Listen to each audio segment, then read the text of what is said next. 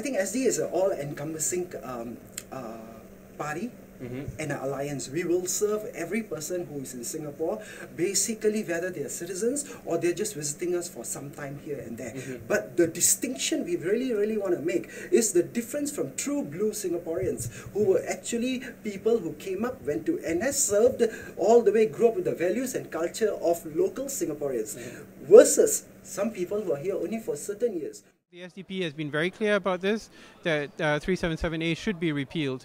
And again, this is again in line with the idea that there should be equality for all Singaporeans. We also don't believe that it makes sense to keep a law on the books if you have decided you're not going to enforce the law. So there has to be consistency in order for rule of law to be practiced in Singapore. I don't think the PAP, which is the current ruling government, should continue to draw on civil servants and military and the forces for leadership.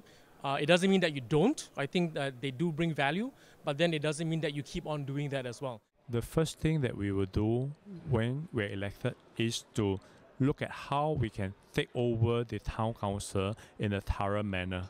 We need to do a good job in the handling, taking over, make sure that we get all the necessary data, documents, finances, everything in order. As an MP, I see my primary job not as a town councillor or as estate manager.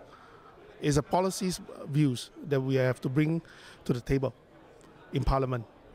There are two things that come out very clear, and both are related.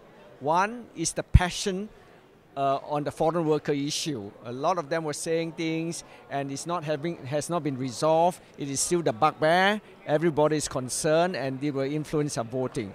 The related question is that you must have a growth government with a heart. I think Singapore faces quite serious economic problems. We seem to just be trying to compete with other nations with surplus labour, rather than developing creative and innovative industries like the Scandinavian countries. But I think it's important to have discussions like this, to have forums like this. I'm all for robust debate, and I would have come even if there were 19 representatives from the other parties or 29. Did you feel overwhelmed by the loud opposition of a bit more experienced candidates? I think there are many very experienced speakers on the panel. For me, the important thing is stay centered, stay focused, speak from the heart, and let the audience know why we care.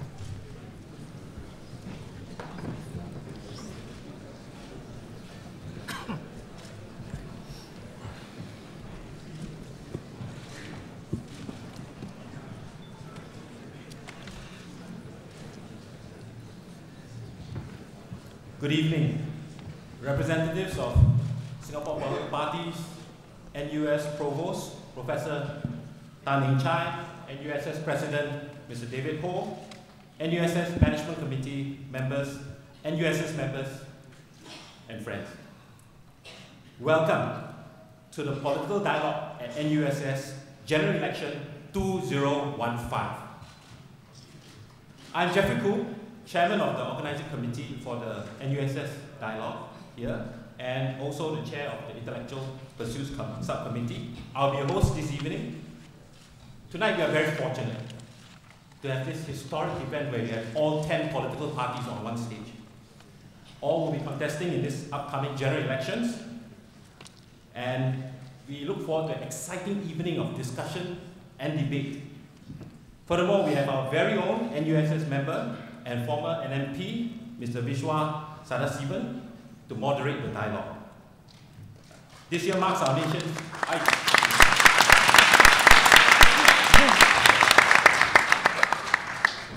I see the spirits are good here. Tonight we are fortunate to have all the parties here, and this year also marks our nation's 50th birthday. It's a milestone year for all of us as we prepare to embark on the next 50 years. Sink or swim, the fate of our little red dot will be determined by political choices we make at general elections. The coming GE, like the previous 2011 GE, has been described as a watershed election. What I would like to comment is that Singaporeans are more waterproof, be it political storms or political drizzles. We still move on together as a nation. On that note, please welcome Mr. David Ho, our NUSS President, on stage to give his opening address. Mr. Ho.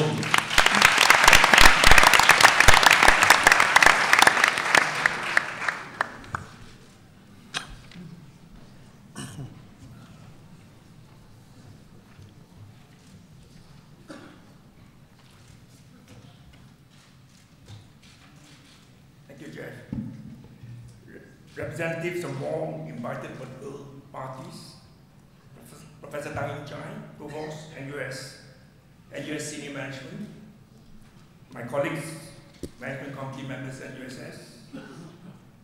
NUSS members, members of the media and press, ladies and gentlemen. Good evening and very warm welcome to Cambridge Hill House. It's very heartening to see full participation in this small hall of ours. It is election season again, and NUSS is privileged to have 10 political parties with us this evening. I know most of the panelists are extremely busy with walkabouts, preparation for the coming general elections, and we appreciate you giving us time and to join us this evening. Thank you very much.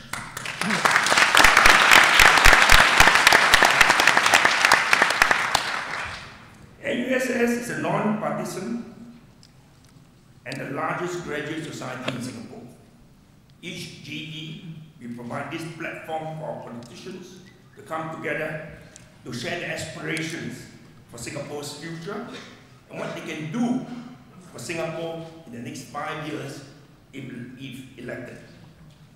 In short, how to win Singaporeans' hearts and votes. And NUSS has close to 15,000 members, not counting spouses, friends, and families. And we are all very keen voters, so you know what I mean.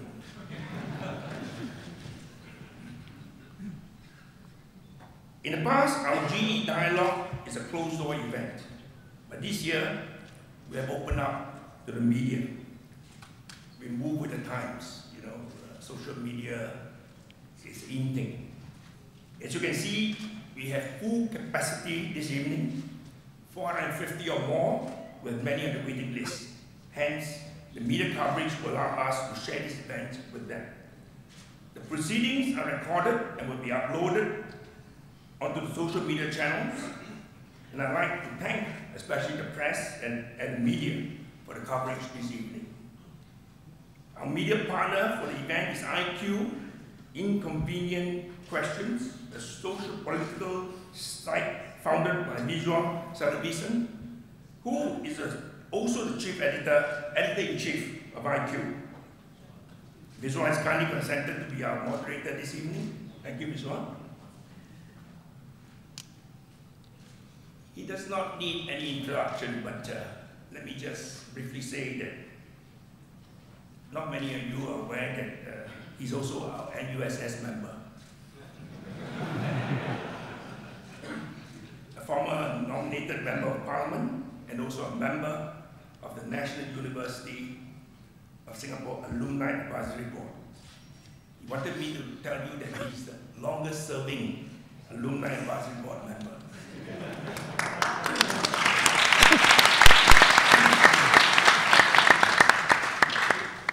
He has 30 years of media experience and has planned and directed coverage of general elections in Singapore. And Visual will be introducing our panel of speakers shortly. Last but not least, thank you all for spending the evening with us. And I must also thank Jeffrey and his team and the Secretariat for pulling this together in such a short notice and all the hard work. And with the excitement on your faces, I think this evening will be very fruitful and engaging dialogue. Thank you very much.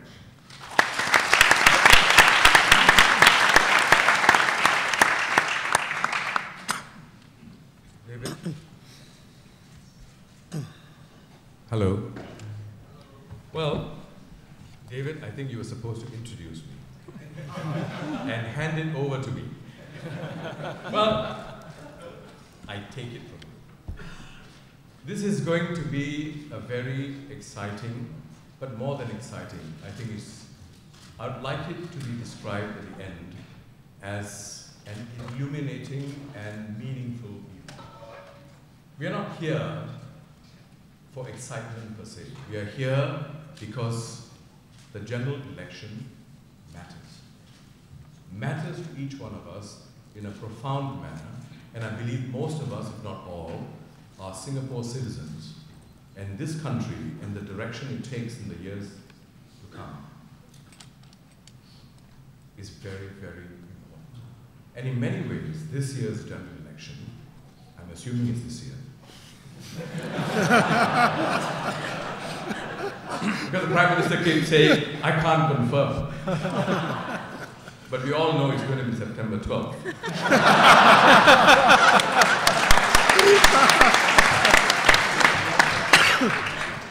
A little bird came to me and told me that. Well, welcome to Political Dialogue, NUSS General Election 2015. It's a long-standing tradition, you know, this thing about having a pre-general election dialogue session, NUSS tradition. It's something like a curtain raiser discussion of sorts on the general election. The idea is to give contesting political parties an opportunity to, number one, present your case. Number two, share perspectives on key issues. Number three, challenge each other. Number four, be challenged. Number five, and most importantly, address questions raised by today's 450-strong audience, comprising mostly intelligent people. There are three things that are different, in my view, in this year's GE's NUSS forum. First, we have, as you can see, a full turnout on the panel. A full turnout.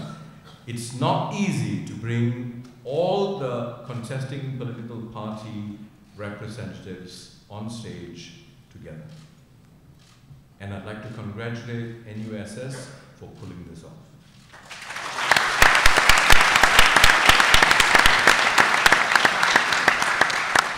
The second difference is, as David highlighted, it's not a closed-door session. Right? We have a large pool of media representatives today to cover the discussion. Not just from the mainstream media, which is represented by Straits Times, the New Paper, Chao Pao, Today, and Channel News Asia. I hope I've not missed out anyone. For the first time also, we are bringing on board the online media representatives, the more prominent, the more established. So this includes the Online Citizen, the Middle Ground, Mothership, Must Share News, Asia One, Yahoo Singapore, and my own IQ, Inconvenient Questions.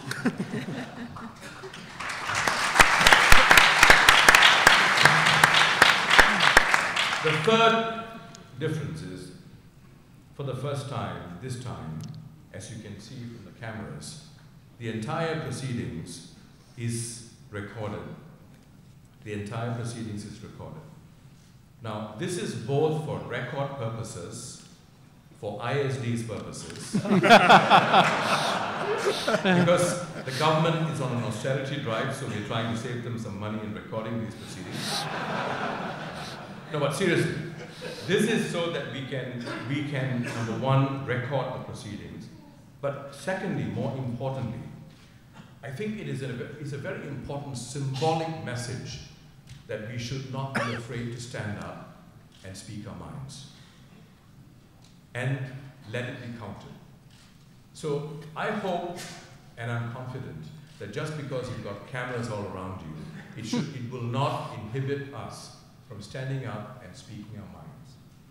But it should force us to control the urge to use extreme language, especially Hokkien bad words. So these recordings are going to be recorded, are going to be posted unedited. Today's recordings are going to be posted unedited on the IQ platform. Can we have the... Yeah, it's up there, right? On the IQ platform, can we go to the slide before this, please? Yeah. So you can either go to the NUSS site, which will then direct you to the IQ site, or you can go straight to the IQWW site, and you can see the entire proceedings, right? So it's really up there for you. We want to make this open and transparent, right? These are the three big differences this year.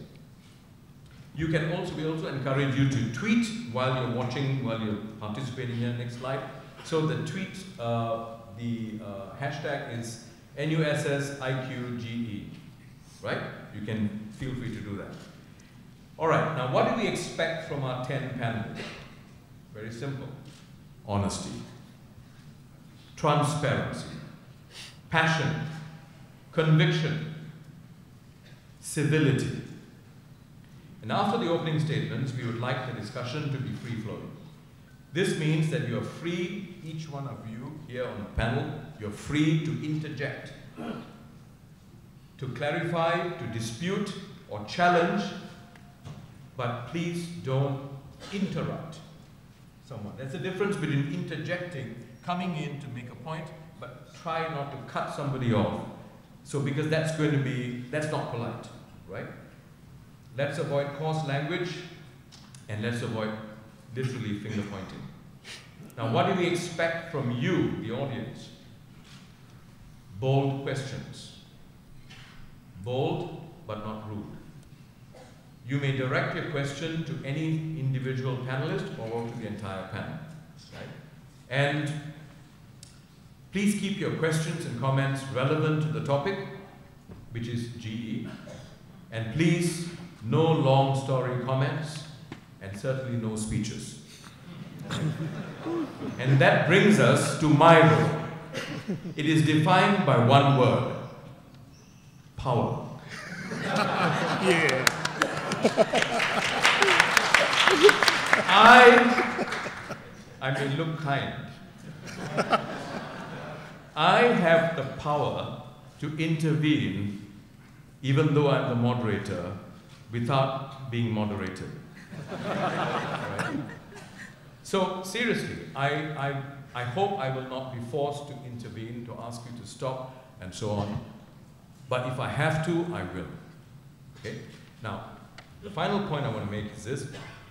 We are ready to commence the proceedings for the day. We start by asking each of our panelists to very briefly and succinctly state your party position or anything else you want to say. But you have not a second more than 3 minutes. 10 people, come on, how long are you going to go? Okay, each person 3 minutes. And PAP doesn't have any extra. This is not the MediaCorp party political broadcast. Everyone has equal allocation.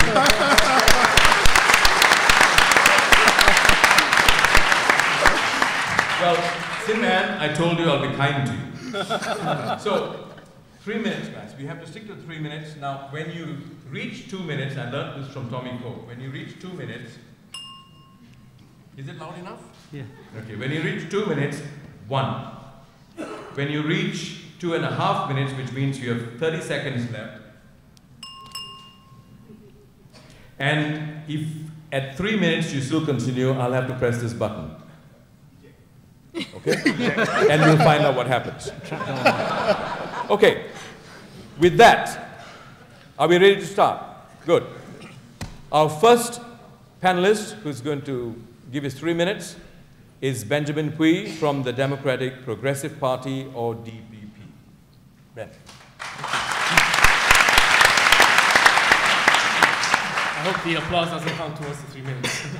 Mr. Chairman and everyone here, thank you so much for this opportunity. I didn't realize until I came that I was the first one because my alphabet D is right in front. I was also told by the organizers to wear a tie, and I realized that even the moderator's not wearing a tie today. I should have taken mine off. I'm going to first say that our party has been around for a long time, but when we took it over in 2012, we thought long and hard about what we should stand for, and we decided on a few things. One, we decided we do not want to be an issues-based party, because issues will change from time to time and from election to election. We do not want to be a protest-based party, because protests only go so far. And we certainly do not want to be a damaging, finger-pointing or name-calling party. And it was very difficult for us, a small gang of us, 5 of us, to come together and say, is it possible to actually carve a middle road where we want to be constructive, we want to be collaborative, we want to be complementary, and to carve that path before. And I tell you, it was very difficult in 2012, because people said that you're neither left nor right, there's no middle ground, nothing exists. Sorry, today there is middle ground. But we stuck to it, and I'm looking back, I'm glad I did. The second thing I'm also going to say, something that we believe in strongly, is that the ruling party does not have a monopoly on talent anymore. There is a lot of talent out there, and when I say talent, I do not mean the Revisionists. When I say talent, I mean right across the economic spectrum, from the very top right down, right to the bottom of the pyramid, where you've got a community worker who understands the issues on the ground, talks to the neighbors, rallies to people, and gets people going to solve local issues. And how can we as a party start to talk to these people and say, this country needs good people to step forward?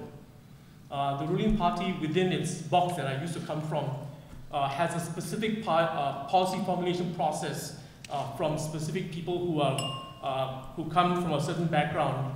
And we have seen that there is a dearth of solutions for our country.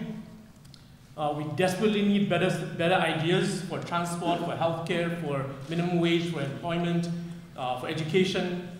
And we need people with a more diverse background, with regional experience, people who've started up companies themselves, worked in SMEs, to come forward and say, we want to be a part of this policy formulation process and bring more ideas to the table. So as I end, I'm going to say, this time around, as we stand for elections, we want to say, we are here to offer additional solutions, better ideas. We want to rally more talent to the table, because no one party, and I say no one party, right, holds all the talent today. And I commend all my colleagues here for raising up quality people and the collaborative atmosphere that we've done over the past few months. Thank you very much.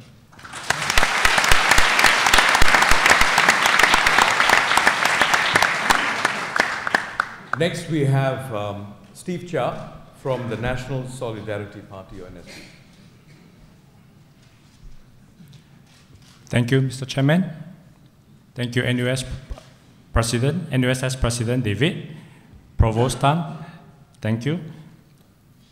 This is a last-minute appointment for me, where my Secretary General is not feeling well, and I am asked to take over for the discussion today. But it's only going to be 3 minutes, so it's a very short time for me, and I'll just put on one message for the body here to consider today. But before I begin, I'd just like to ask 2 questions of the audience today. How many of you here thinks that this will be a tough election year for the PAP? Please put out your hand.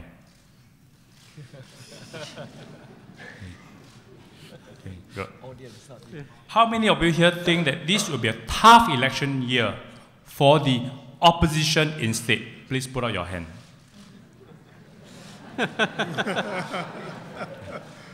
And how many of you here will not put out your hand no matter what I ask?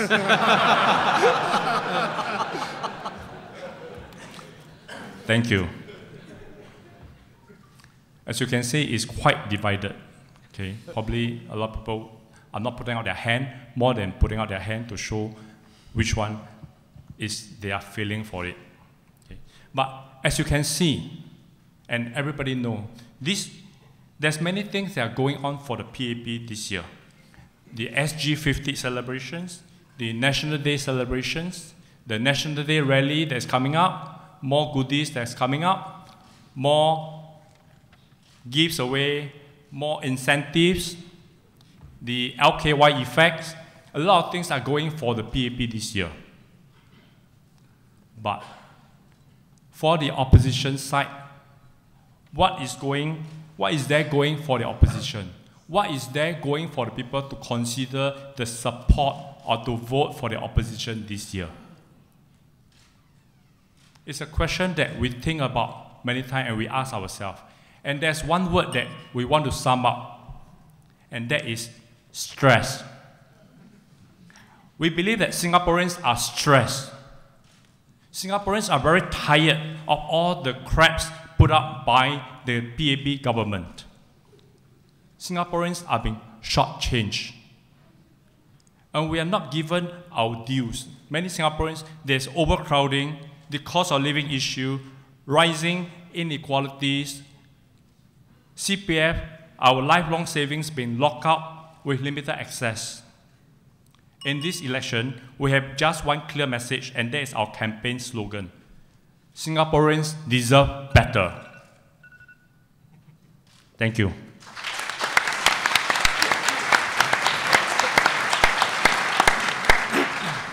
Thank you, Steve. Next, we have Sim Ann from the People's Action Party. Thank you, Vishal. Before I say anything else, I would just like to state how sad I am to hear about our Singaporean life being lost in the Bangkok blast, and also to express my condolences to the family of Madam Melissa Lui.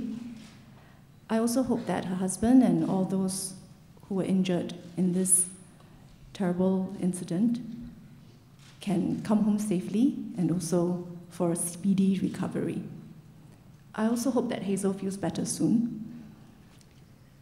Now, ladies and gentlemen, I want to thank NUSS for inviting me here. And I would like to start by asking our audience a question tonight. I understand that in 2011, there was also a pre-GE dialogue. How many of you were here for the pre-GE dialogue in 2011? Quite a lot of you, I think maybe more than half, close to the majority. I wasn't here in 2011 to attend the dialogue, but I understand from those who were here that quite a number of things were different. Number one, there were fewer people on stage.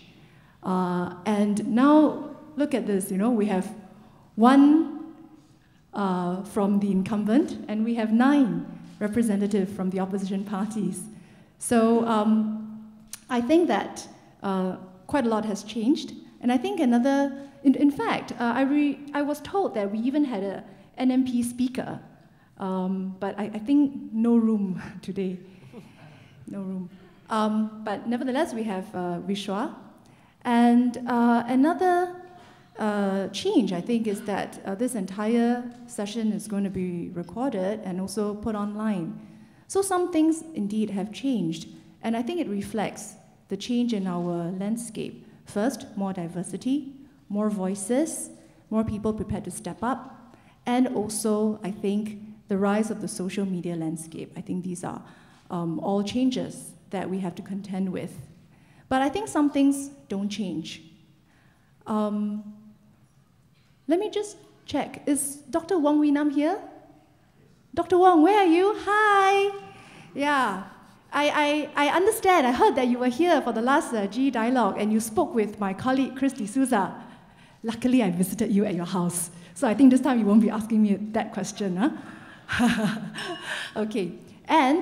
But More importantly, I think the issues, this general election, just like any general election, is about our future. It's about who forms the government and who will take Singapore to the next stage. It is about electing representatives who will take care of your town, your community. It is also about electing a government that will secure the future, not just for ourselves, but for our children, as well as our grandchildren. Ladies and gentlemen, I think that the need for strong leadership remains the same. Let's look back on our last 50 years and see how we have moved from distinct communities to a multiracial, multi-religious Singapore, from third world to first. I think this would not have been possible without exceptional trust that has been forged between the PAP and our people. And it is exceptional trust, won with exceptional effort. Our residents and citizens have high expectations. Expectations on availability of their elected representatives, on the ability to bring about improvements, and also expectations on honesty and integrity. Yes, these expectations are hard to meet. Yes, the competition has become tougher, but let me tell you, ladies and gentlemen, as a proud Singaporean, I would not have it any other way. Thank you. Thank you.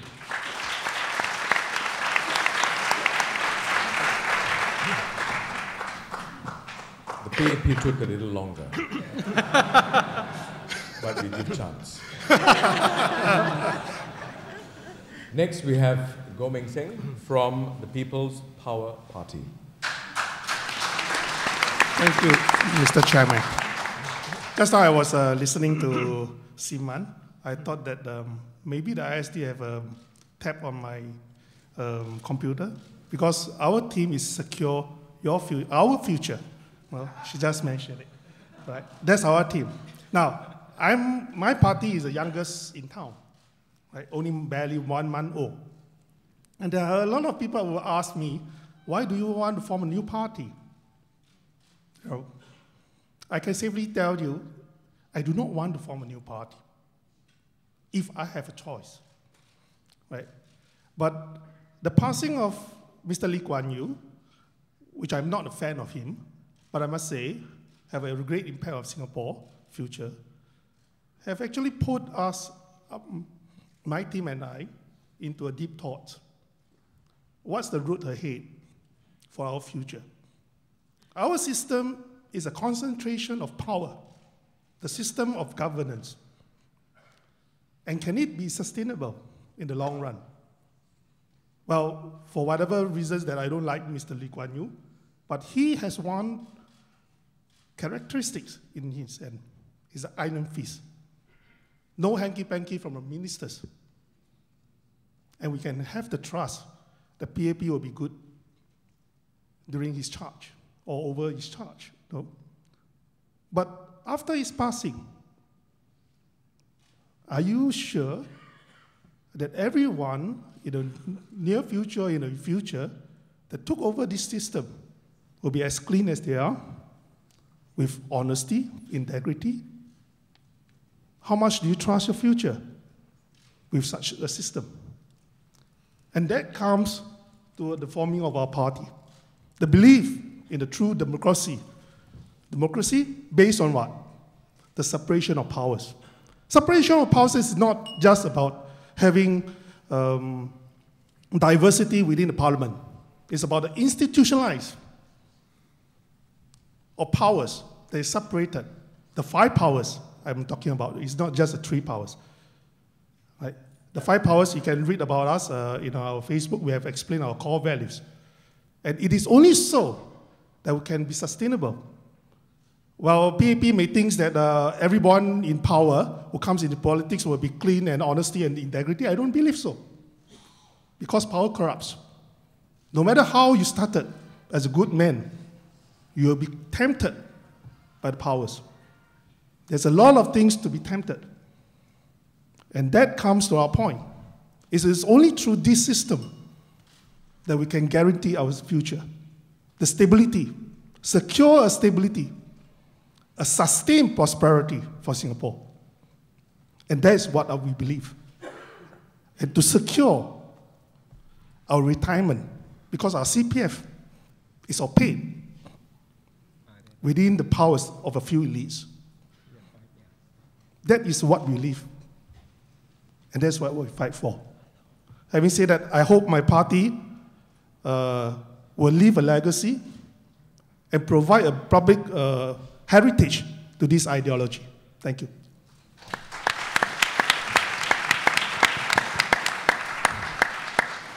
Thank you, Goh Meng Seng. Next, we have Kenneth Jeyaretnam from Reform Party.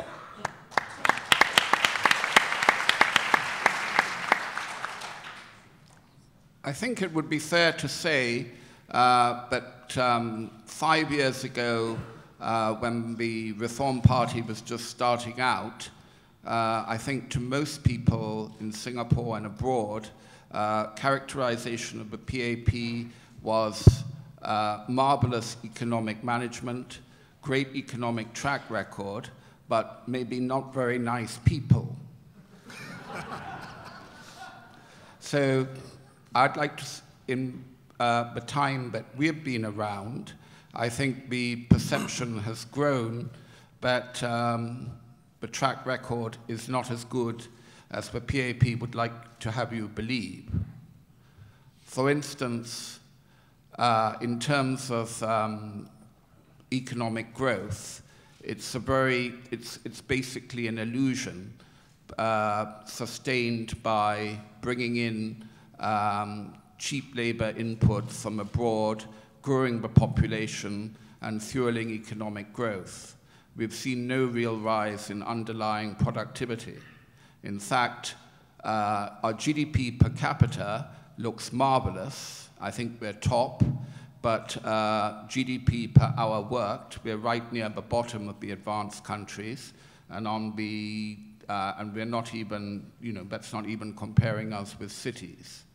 So what we're about, I think, we have also been pressing for greater clarity in the government finances. All we want to see is greater accountability and transparency. Amid a level of social provision that I think would shock many third world countries and would put us below many of the poor countries of Europe, we have government largesse, huge surpluses, and of $25 to $30 billion a year, and a sham budget that purports to show that we are in deficit. So we are seeking clarity on the government finances. Now, today, we are all gathered together, 8 opposition parties, and I think there's a great deal of common ground between us. All of us agree that a greater share of the national wealth should be spent on Singaporeans. Reform Party, rather than believing in a natural or artificial aristocracy, we believe in empowering the unnatural peasants.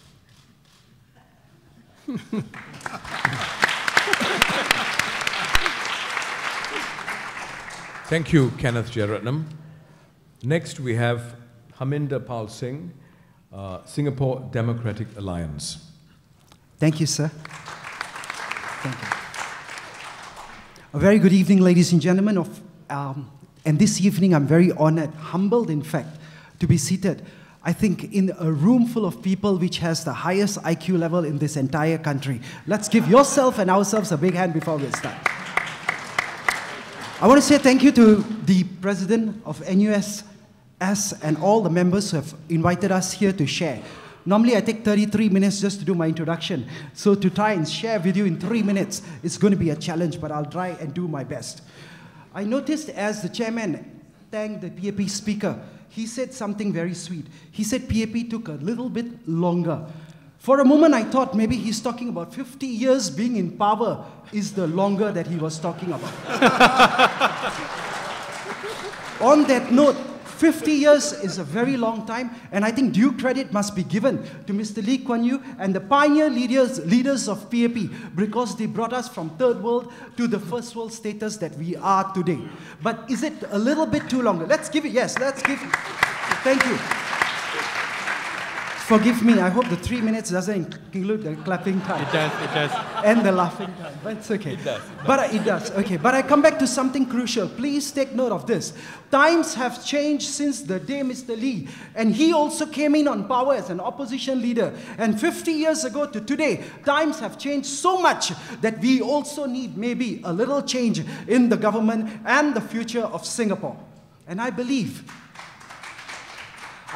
two things. Number one, SDA that I'm representing is in the right place at the right time, because we have always been the voice of true blue Singaporeans. We have always stood up and spoken for the voices that they were never spoken for, whether it's to issues with healthcare, whether it's transport, whether it's the population white paper, and you can go on, whether it's education, whether it's employment. Let me put it this way. The SDA is an alliance, and when an alliance comes together, we do not just believe in one man, one party being the correct and the only party being able to rule. Especially in a country like Singapore, where every corner, everyone is educated, well educated enough to be able to stand up. Number two, think for ourselves. And number three, most importantly, also align our personal goals with the goals of a nation. I think, ladies and gentlemen, GE 2015 is the right time for all of us to come together and start thinking of a better future for this country, for our children, and the next 50 years.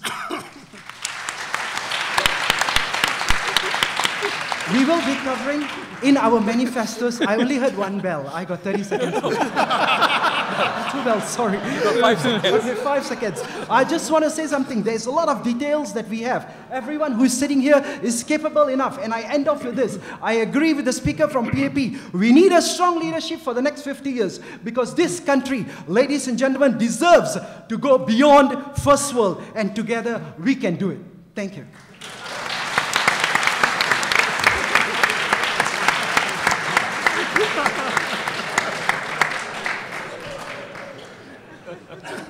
Thank you, Harminder Pal Singh. You took a little bit longer as well. and without license. Next we have Dr. Paul Tambaya, Singapore Democratic Party.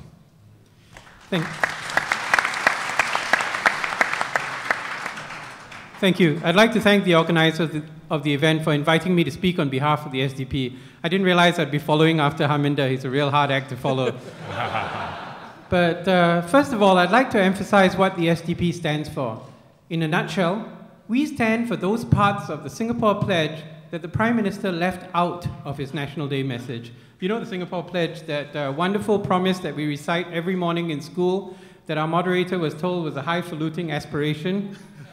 In the pledge, we say we want to build a democratic society based on justice and equality.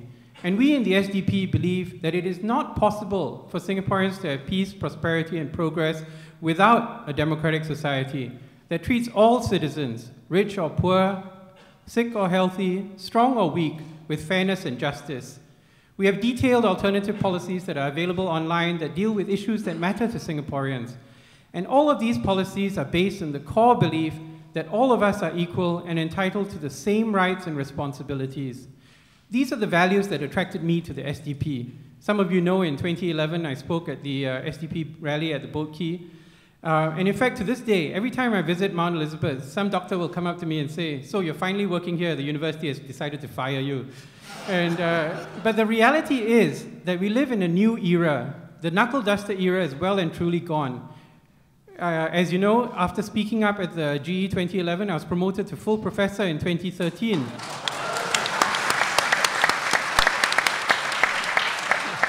So the university is truly one place in Singapore where there is academic freedom. With the momentum of 2011 going forward to 2015, hopefully more of Singapore can enjoy what we cherish here on this campus. So the SDP has policies for healthcare, for education, for housing, and we believe public housing is just that. a means to provide a roof over the heads of every citizen, not just some kind of speculative asset that can be traded on for profit. Our policy of non-open market housing addresses this. We also have a town council management policy. When the SDP was in Parliament, apparently we ran pretty good town councils in Bukit Gombak, Nisun Central, and Potong Pasir, but MPs are more than estate managers. For the first 25 years of my life, Mr. E.W. Barker was my MP. We rarely saw him in the constituency, I never did. But we didn't care, because he was the man who wrote the separation agreement that gave us our independence, the National Development Minister who supervised the HDB building program and the golden era of Singapore sports. We wanted someone to lead the country, not someone to clear the drains. And that's what we want in this general election. The SDP is a caring and compassionate opposition party. Like a certain party that was in opposition in the 1950s, we believe in democracy. Not just because it's the only way Singaporeans will move forward, because it's good for every one of us. We will not be afraid to ask good questions in Parliament. We'll listen to our constituents and raise the issues that matter to them if they allow us to be their voice in Parliament. Thank you.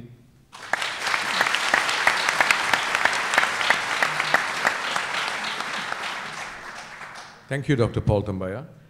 Next, we have Tan Ji Se, Singaporean First. Good evening, friends and fellow Singaporeans. Our manifesto is summed up in our party logo, heart and head together. We think with our heart. People are important. They are the soul of a nation.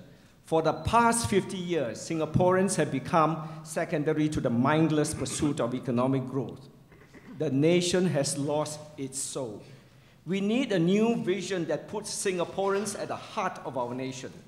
The vision of a fair society with strong families and a confident people with high self-esteem. This is the vision of Singaporeans first. In a fair society, there is no elitism, no cronyism in schools, jobs, or businesses, no huge economic inequalities. Instead, the government has a duty to provide generous financial and social support for the poor and middle class to develop them to their full potential. This way, we will achieve an egalitarian society with a broad middle class. To get strong families, we must enable young couples to have as many children as they want, and yet can still take care of their elderly parents at the same time. They must not be made to choose between the two. No trade-off. Both young children and elderly parents are important. Both need to be taken care of. The government can and should help to bring down the cost of raising children and taking care of the elderly. We want Singaporeans to walk tall and be esteemed, not kiasu. They fear failure because there is no safety net to provide assistance if they fail. No unemployment insurance, no health care, no retirement savings. We need to take care of their basic needs and emotional security so that they can venture forth with spontaneity, audacity, and creativity. To achieve our vision of a fair society, strong families, and esteemed people, we have a National Social Economic Investment Program. It comprises two main components: a safety net to help the vulnerable and struggling middle class, and huge social investment in healthcare and education. The safety net will put more money in the hands of Singaporeans to cope with the high cost of living, and the social investment will give a major boost to local businesses and generate secure long-term jobs in the domestic sector for Singaporeans. This investment program, costing $6 billion and $8 billion respectively, will be funded by returns on our investments. The capital sum of our reserves will not be touched, so the reserves will not be raided. It will not bankrupt our country, but will strengthen our society. I will be happy to explain further our program in the Q&A session. Thank you.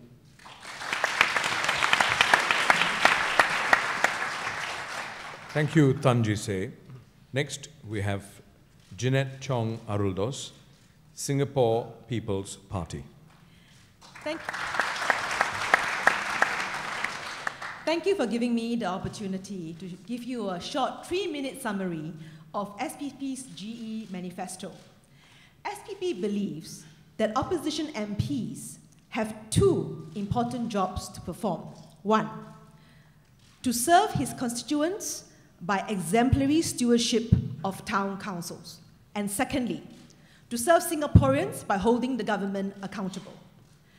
The SPP believes that the first call of duty of an elected MP is to run his town council effectively and efficiently. SPP has the credential of having had 23 years of town council experience. Under Mr. Cham See Tong's leadership, the Potong Pasir Town Council built 29 lifts free of charge without requiring the residents to make any co-payments. And while PAP-led town councils relied on funds from the People's Association, the Potong Pasir Town Council planned their finances meticulously and carried out their upgrading works without financial support from the People's Association. Thus, the SPP has a track record of relying more on its resourcefulness than on its resources. When Mr. Cham left Potong Pasir, he handed his successor with a clean set of accounts and very healthy budgetary surplus. Solid proof of his efficient, effective, and professional running of his town council. The second, equally important role of an opposition MP is to serve Singaporeans by holding the government accountable. Political diversity is key to our nation's survival and resilience. Opposition politicians play a vital role to ensure that our leaders make laws and policy decisions that are right for our nation and in the best interest of our citizens. On the national stage, SPP has been raising citizens' concerns and asking the right questions to hold the government accountable. Mr. Cham See Tong's body of parliamentary speeches speaks volumes for itself. Our chairman, NCMP Mrs. Lina Chiam, has spoken up in Parliament no less than 83 times out of 113 sittings. This makes her the MP who spoke up the second most number of times in Parliament. Just yesterday, Mrs. Cham delivered the adjournment motion in Parliament to debate the Auditor General's report, which found a litany of lapses across various government bodies. In conclusion, SPP is a party of holistic social progress. We believe that economic growth is but one of several indicators of society's health. Our nation is not Singapore Inc. Our citizens are not mere economic digits in the service of the economy.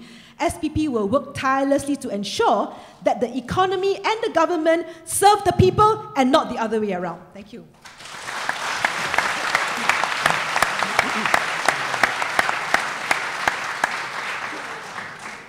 Thank you, Jeanette Chong-Aruldoss. Last but not least, Gerald Giam, Workers' Party.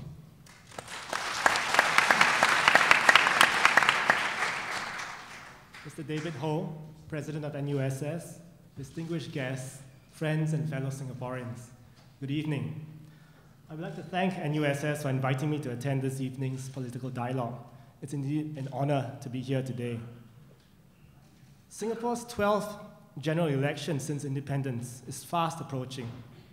I am grateful for this opportunity to have this dialogue to discuss some of the Workers' Party's policy positions and recommendations.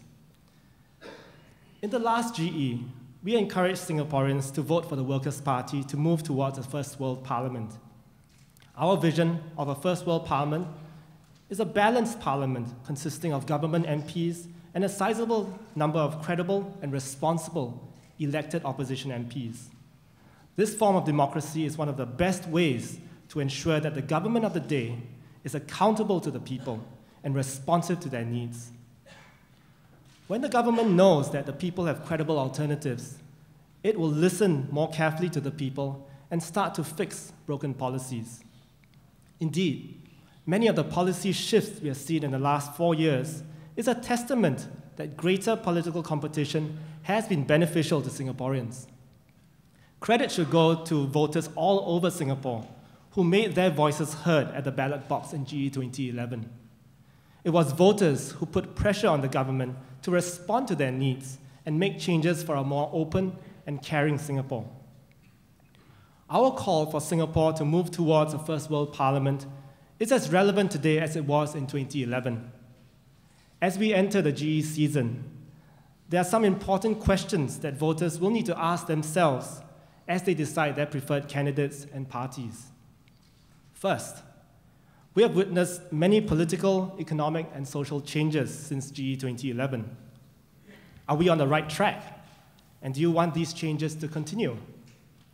Second, are we prepared to choose a larger number of credible and elected opposition MPs to represent us in Parliament so as to give citizens more bargaining power? And lastly, what is the future political landscape in Singapore that we want our children to inherit? Is it one that continues to be dominated by one party, or one in which different voices speak up for the people, but still work together to come up with the best solutions to take Singapore forward? I will leave these questions with you to ponder, and I look forward to answering your questions during the Q&A session. Thank you very much.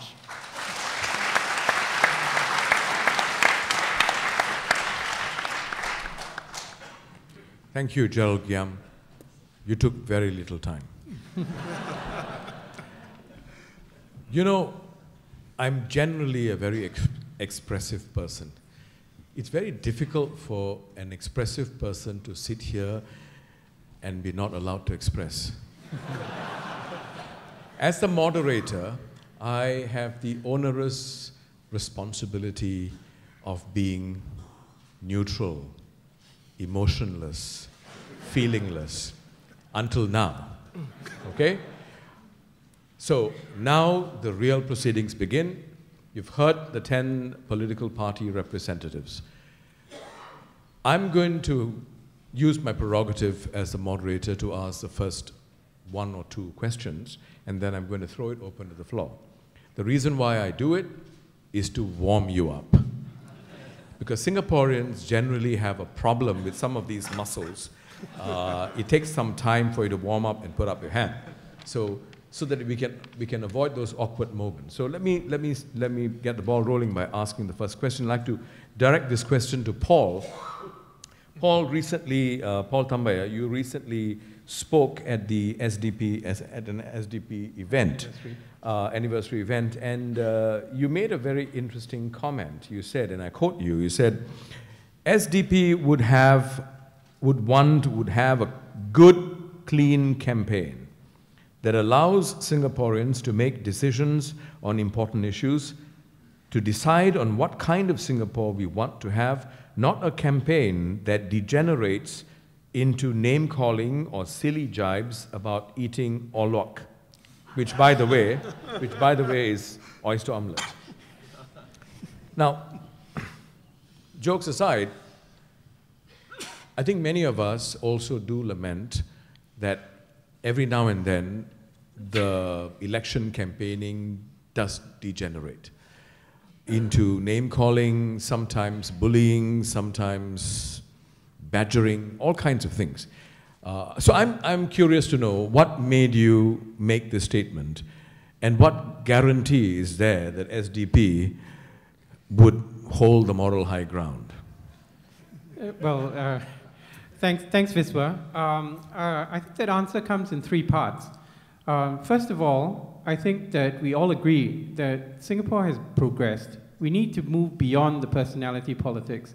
In the past, every election, there was one person who would be the victim. It would be Tang Liang Hong, it would be my friend Jufri at the back, it would be Chee Soon Juan, who would be the target of an endless array of media humiliation and focus.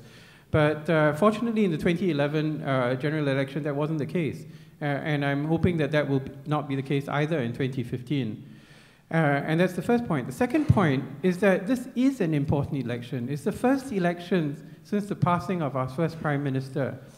And that represents a huge event for Singapore. I mean, you can see the crowds that were there. So the question on everybody's mind is what happens next? There are so many important decisions that need to be made. Singaporeans need to let the government know what they think on important matters. Do we really want 6.9 million people on this crowded island? Do we really need a truly universal healthcare system without high deductibles and caps and all these things that go along with the MediShield Life? Do we need a major revamp of our education system? And thirdly, I think there's no chance of SDP not taking the high ground. A very simple reason is that if we stoop anywhere near the low ground, the mainstream media will be on us like a ton of bricks. Okay, we have social media, which seems to be relatively more sympathetic to us. I like the way TOC says they're not balanced, they are the balance. A subtle difference here. They just balance out the mainstream media, and I know people like you and Middle Ground try and be balanced. But the reality is that I think in today's world, it's not possible to get away with name calling and a kind of a low kind of attack mode campaign. Because Singaporeans are smart enough. We are so well connected enough that if you try and pull that kind of stunt, you know, people are going to be just going on your Facebook nonstop and telling, and like TOC, you know, getting you to post pictures of people eating char kway teow and all kinds of other things. So it just makes a mockery of somebody trying to name call. So I'm optimistic that we're going to have a good campaign this year. Yes, Meng Sing. May you allow? Actually, I echo Paul Tambaya's point. You know, when the media is focused, they are very sensational. You know, opposition disunity and all that, and names calling. But I wanted to have a debate with the healthcare minister on the healthcare issues. But what happened? CNA put up the news, and within a day, it changed the contents and the title.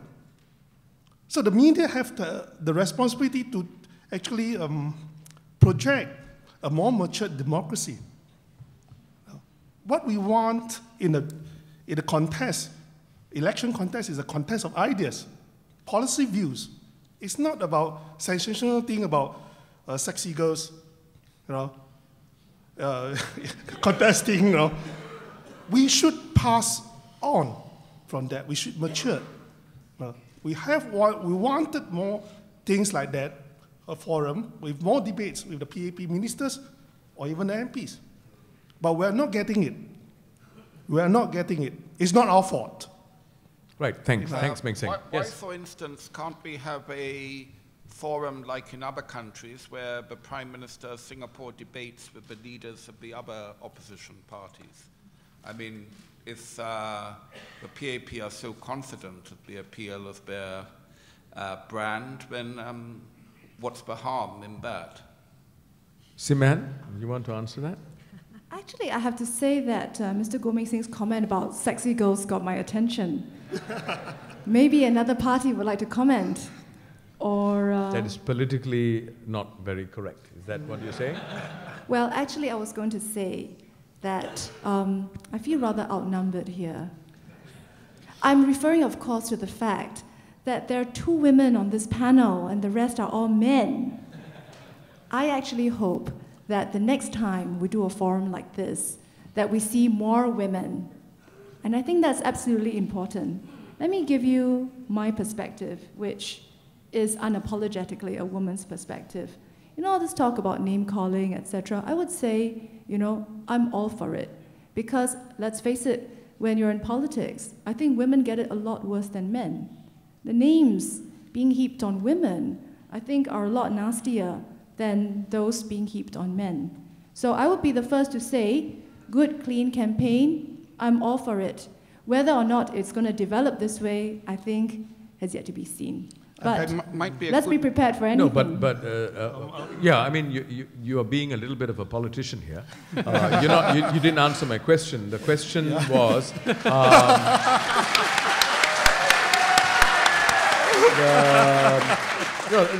it's a straight question that Kenneth asked. Why can't the Prime Minister be on the panel together with the other party leaders? Is there a reason why? I mean, it's just a straight question. Is there a reason why we don't do that in Singapore? Well, because I think he asked a question of the Prime Minister. Therefore, I think it would be a bit odd and presumptuous for me to answer on his behalf. Okay. Right. Since it's something mentioned about Simon. Yes. I'm not being sexist. All right. I'm not being sexist. It's the media who are being sexist. And that sexist remark that put on the media is not by me. I detest that sexist projection, right? So the media have a responsibility. But you look quite pleased when you said it. Since it's pointed at my party, I think it's very important that we put forward our position. Okay, I think it's courageous for people who want to stand up and be counted, to take active citizenship. I don't think we should look at their dressing. People need to work, unlike MPs who are part-timers. Okay. We opposition people need to earn a living. We need to finance the campaign. Okay? I think it's people with courage to stand forward and be counted.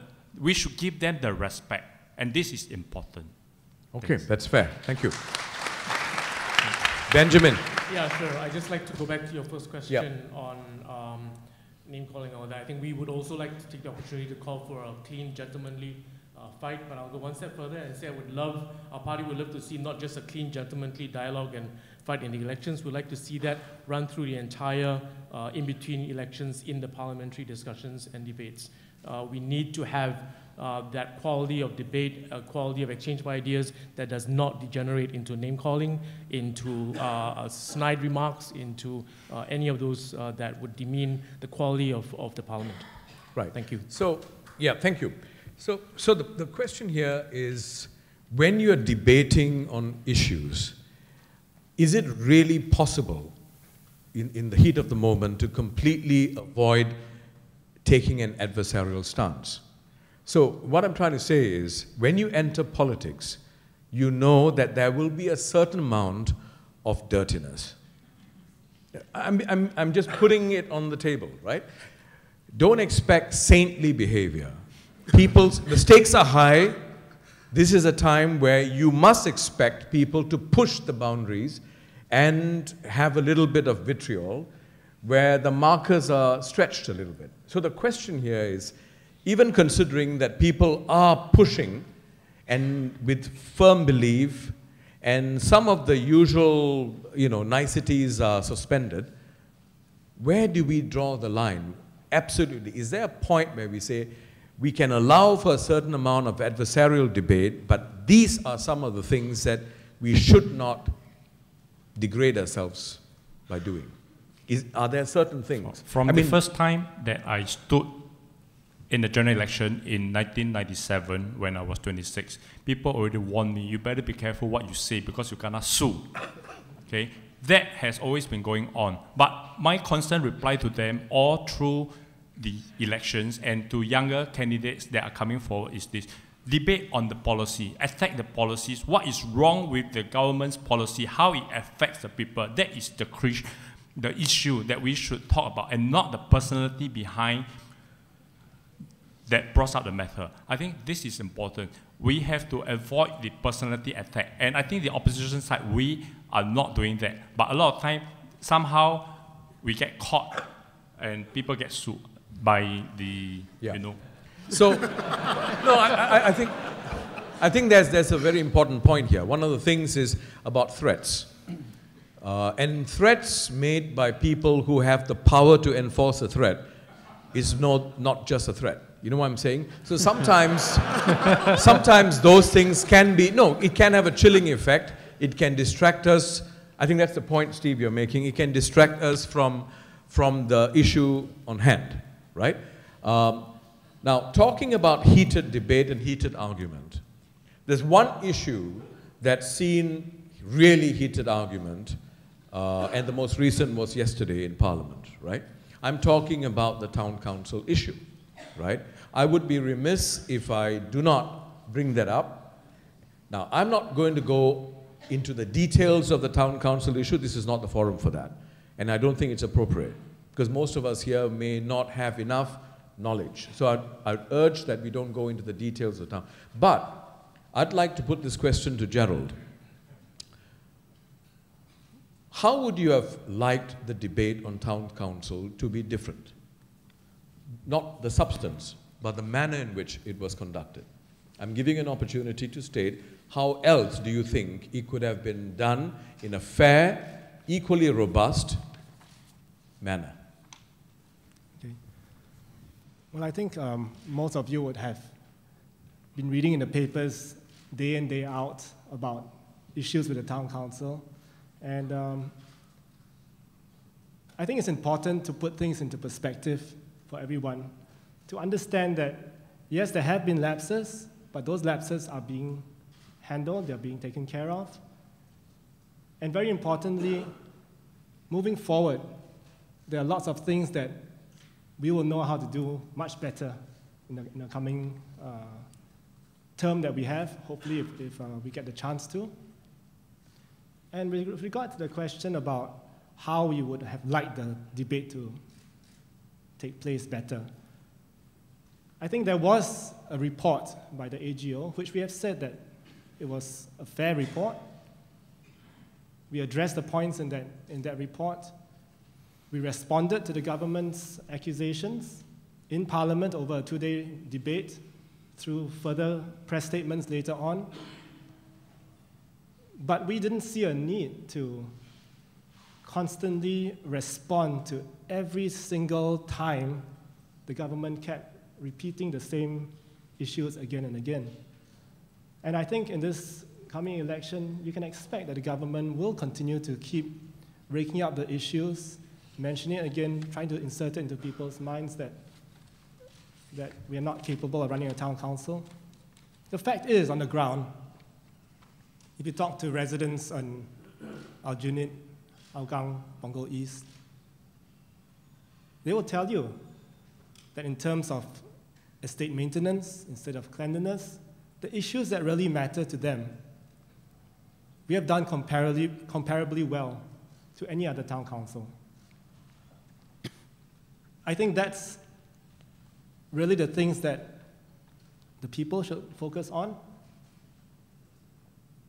We are still in the process of releasing our final year of audited statements, and the people can judge from there whether or not we have done a good job in managing the town council, and whether or not in the future, if we were to have the privilege of being able to expand to other constituencies, whether we can manage it better and learn all those lessons that we did, learn things like how to cope with a software system being removed, learn to cope with many things being thrown in our path, and yet being able to overcome all these and run the town council well.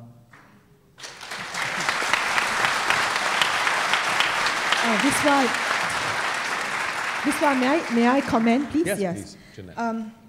I think that problems that we face by WP today also originate from handing over. So the previous town council has also got something to answer for. And I also want to say that whilst a lot of ink and print has been spent on spotlighting the WP's issues with their town council, I don't understand why the Auditor General's report on the flagging the grave financial lapses in the books of a range of government agencies have only been met with muted responses from the various ministries.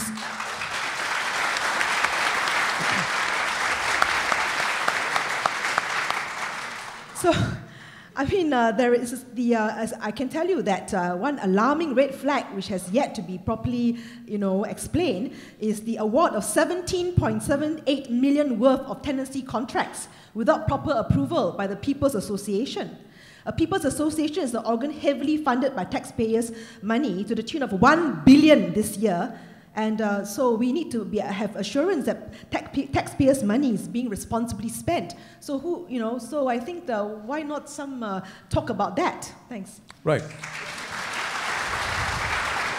So I guess the question here is about whether it is fair play, and there has been talk on the ground, right? I mean, there's been accusations, allegations of what's happened in the Aljunied, Hougang, Punggol East Town Council. And then subsequently, the Auditor General's report came out, and it had implicated several of the PAP wards. So the questions are being asked at this point in time, is the treatment of these two sets of anomalies equal? Is it fair? These questions are being asked. Siman, would you want to respond to this? Thank you for but the idea is not, I mean, I really don't want to put people in a spot. That's not the idea. But I think we need to give the benefit of a response. Okay? Yeah. In fact, Vishwa, you know, earlier on when you were talking about power, I think I have a pretty good idea what you mean by now.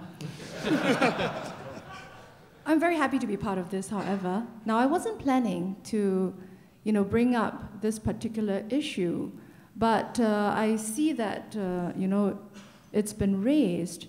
And in fact, as a fellow woman on the panel, I was concerned that Jeanette might not be getting enough airtime, so I was going to direct the question to her, because, you know, she also talked quite eloquently just now about town council experience.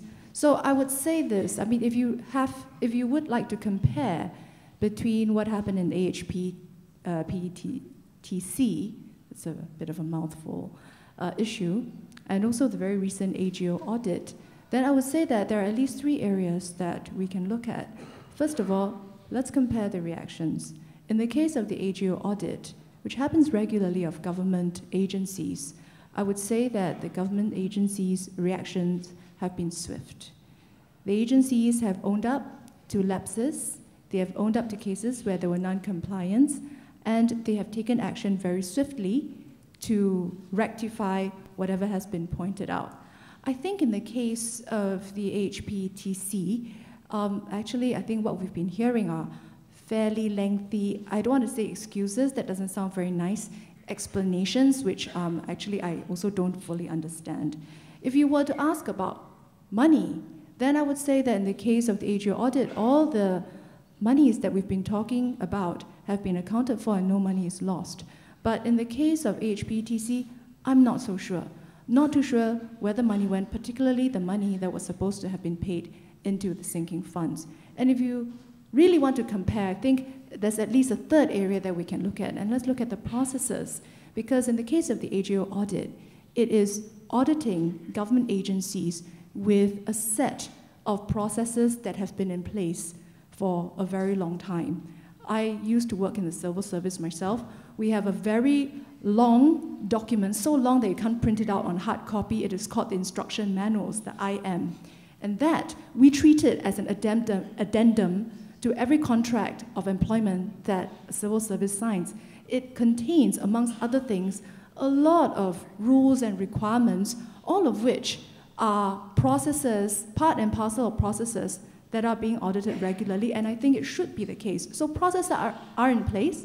It's a question of whether they can be tightened, and wherever they can be tightened, the government agencies have done so with alacrity. But I think in the case of HPTC, based on what I can understand of the auditor's opinions, it appears that processes are quite lacking. So if you were to ask me, to go back to your first question, what I would wish, you know, changed, or how I think the debate could have gone differently, I would say this. I wish that more answers had been forthcoming from HPTC, then I think we would have wasted much less time on this issue, and I think the population will be much the wiser. Can I just ask Simon a question, perhaps? Because we're talking about auditing and financial irregularities, and Simon says everything is audited. But I have written to the finance minister to ask him where the accounts are of the productivity fund and the National Research Fund. And the productivity fund, there don't seem to be any accounts, and the AGO doesn't seem to have audited. But the sums of money involved are pretty big. I think initially it was set up with a $2 billion subvention by the finance minister, and then he put another $1.1 billion in, and I think he's put another $1 billion in recently.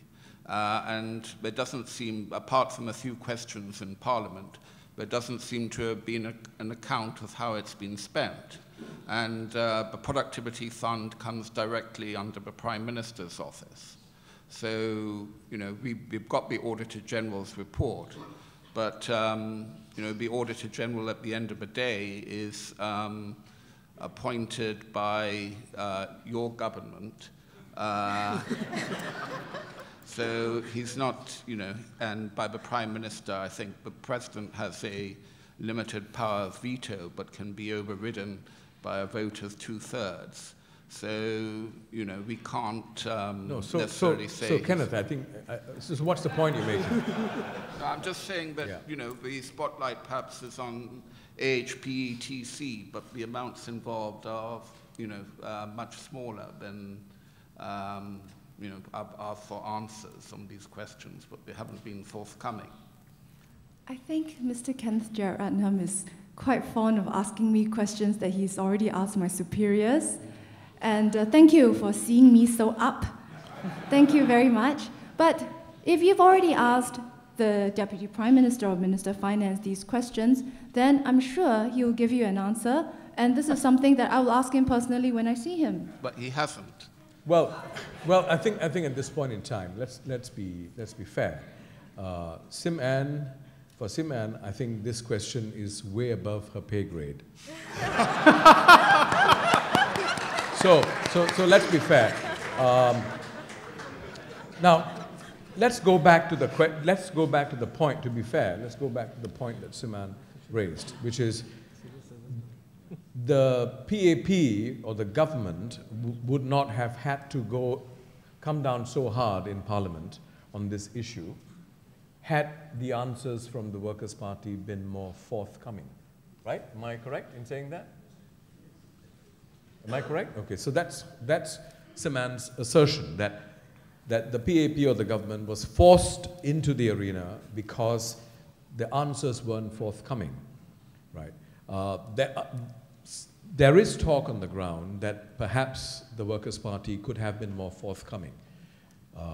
Now, how would you respond to that, Gerald? Well, I think this is a very much heard line from the PAP regarding this whole debate. Fact is that we had a 2-day debate in Parliament. Ms. Sylvia Lim, who was the chairman of the Town Council, she gave a very long speech explaining all the issues that were brought up. She even had to extend her speech, a request for an extension of the time for her speech so that she could explain all those issues. All our elected MPs, who are town councillors as well, they all spoke, they all explained various aspects of the report. And subsequent to that, there were numerous other press statements that we wrote, open letters to residents, explanations when we go door to door to residents. I think we have done a lot of explaining already. And just because the PAP does not want to accept our explanations does not mean that we haven't explained.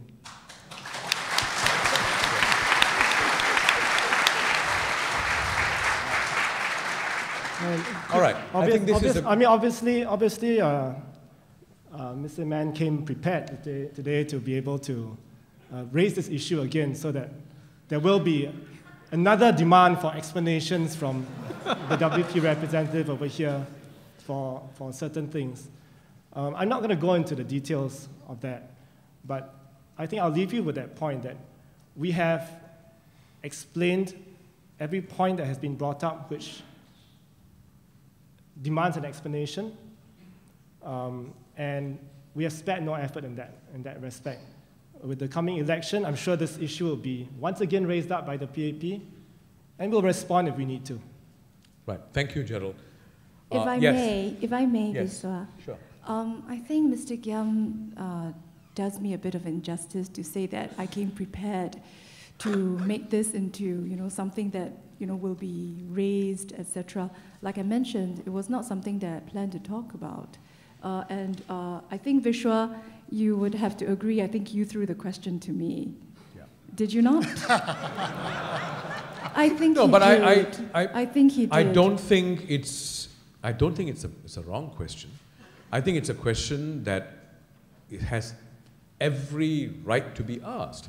And I think all parties here have given a response. Absolutely, absolutely. So I do not see any need to apologize for raising the question. I hope I don't have to. But I would suggest that we, maybe with one or two questions, we let the matter rest and move on to other issues, right? No, simply because I don't think we are sufficiently equipped at this point in time to go into the nitty-gritties and so on, right? I think we've heard a reasonable explanation of positions from the various parties. So, Manu, yes. Yes, good evening, everyone. My name is Manu. Chairman, I have two questions for the panel. I think we'd like to move on beyond the town council issue. Yes. One is that in the last election, you know, the issues that came across were transportation issues, shortage of housing, tightness in hospitals, and so on, and also the foreign labor, the numbers that were coming in and so on. Now, I think the government, I mean, to its credit, in the last 5 years, you know, they have tried to diffuse some of these issues. Perhaps, I mean, of course, everybody will have their own opinion, but I think they have tried to tackle the issue of excessive foreign labor, housing shortages, transportation, and so on. So my question to the panel of opposition party members is, you know, what are the issues in the coming GE that you think that you could take advantage of, that you could raise that? Because I personally feel if you go back to those issues and keep drumming them in, they may not strike that much of a chord with people as they did in 2011, where they were hot button issues, you know. So what are the new issues that you would raise? That's first question. And second question is, again, the PAP has come out to say that they are taking a different approach on their candidates for this time around. They are revealing the names and CVs of the candidates quite early, and they're putting them on the ground, so there are no surprises except for a few GRCs that they've not named the candidates yet. But for the opposition, you know, we have not heard much about who you are fielding, except for WP, which has said that basically for the current MPs, the 7 seats that they hold in Parliament, these guys will all try and defend their positions, but there's no indication of the other GRCs where they are contesting, like East Coast and Marine Parade and so on, who they intend to field. So can you, maybe you can't name them or don't want to name them, but I think, you know, the Singapore electorate is very focused on caliber of candidates. These people, can they, are they willing and are they able to do the work? And as Jeanette says, you know, to do both the town council work as well as ask questions in Parliament. Intelligent questions. And so I think we'd like to know, have you got the people to do that, you know, to credible candidates? So right, thank you, thank you, Mano. I think those are two very good questions. Can the joint team answer? Sorry, may I suggest that we answer the second first? Yeah. And are you answering the second? Yes. Yes, please. Okay. We were one of the first to reveal our candidates for Bishan Toa Payoh together with a joint team with SPP. And those of you who've been reading the news would know, I've got 3 of them here. So Mr. Hamin, my chairman, is here, if he could stand up. Nadine Yap is also here. And so is Serlin, who's also here. And we have shown their profiles. We've had a lot of feedback socially that they are more than able to stand their own. Their peers are on the other side of the fence. So we have great confidence in them. So I think if you think that no other party other than a Workers' Party has revealed candidates, it would be good to really look at the news. I will also take the opportunity to say that we are also waiting for our strategic partner, SPP, to also fill in the remaining numbers so that we can officially show to everyone the 5 that will stand at Bishan Toa Payoh. Thank you. Right. Right, thank you. And I'll also say that I'm the SPP's candidate for Mountbatten SMC. Thank you.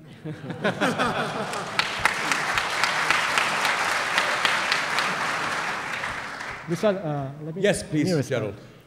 I think there's been, we also have to see, we understand what situation we are in right now, is that there's all this talk about a general election coming. Viswa seems to know that it's on September the 12th. Well, I don't know. Because our Prime Minister has not declared when the election will be. And so it's if it's September the 12th, it's just over 3 weeks before the election. And we still don't know when the election date is. So I think for the Workers' Party is when the Prime Minister does announce when the election will be. That's when you can trust us that we will make known our candidates, and all the voters in the constituencies that we contest will have ample chance, ample opportunity to get to know our candidates better, read their profiles, read their CVs, and make a judgment on their own. Right. Thank you. That's very encouraging. Because one of my own personal peeves is that I share Mano's view that we want to know. It's not capoism. We want to know more about the candidates. Frankly, less about the parties. We want to know more about them. And frankly, IQ, my site, we had a debate recently, which has been posted, where most of the members of the audience said that what they want, because I asked them, what is it you want to know? What sort of information do you want? It's not about facts and figures. They want to know what the candidates stand for. You know what I mean? They want to know more, they want to hear conversations with them. It's not about biodata. You know what I mean? And that takes time for people to understand. It cannot just be about putting their name and which university they went to.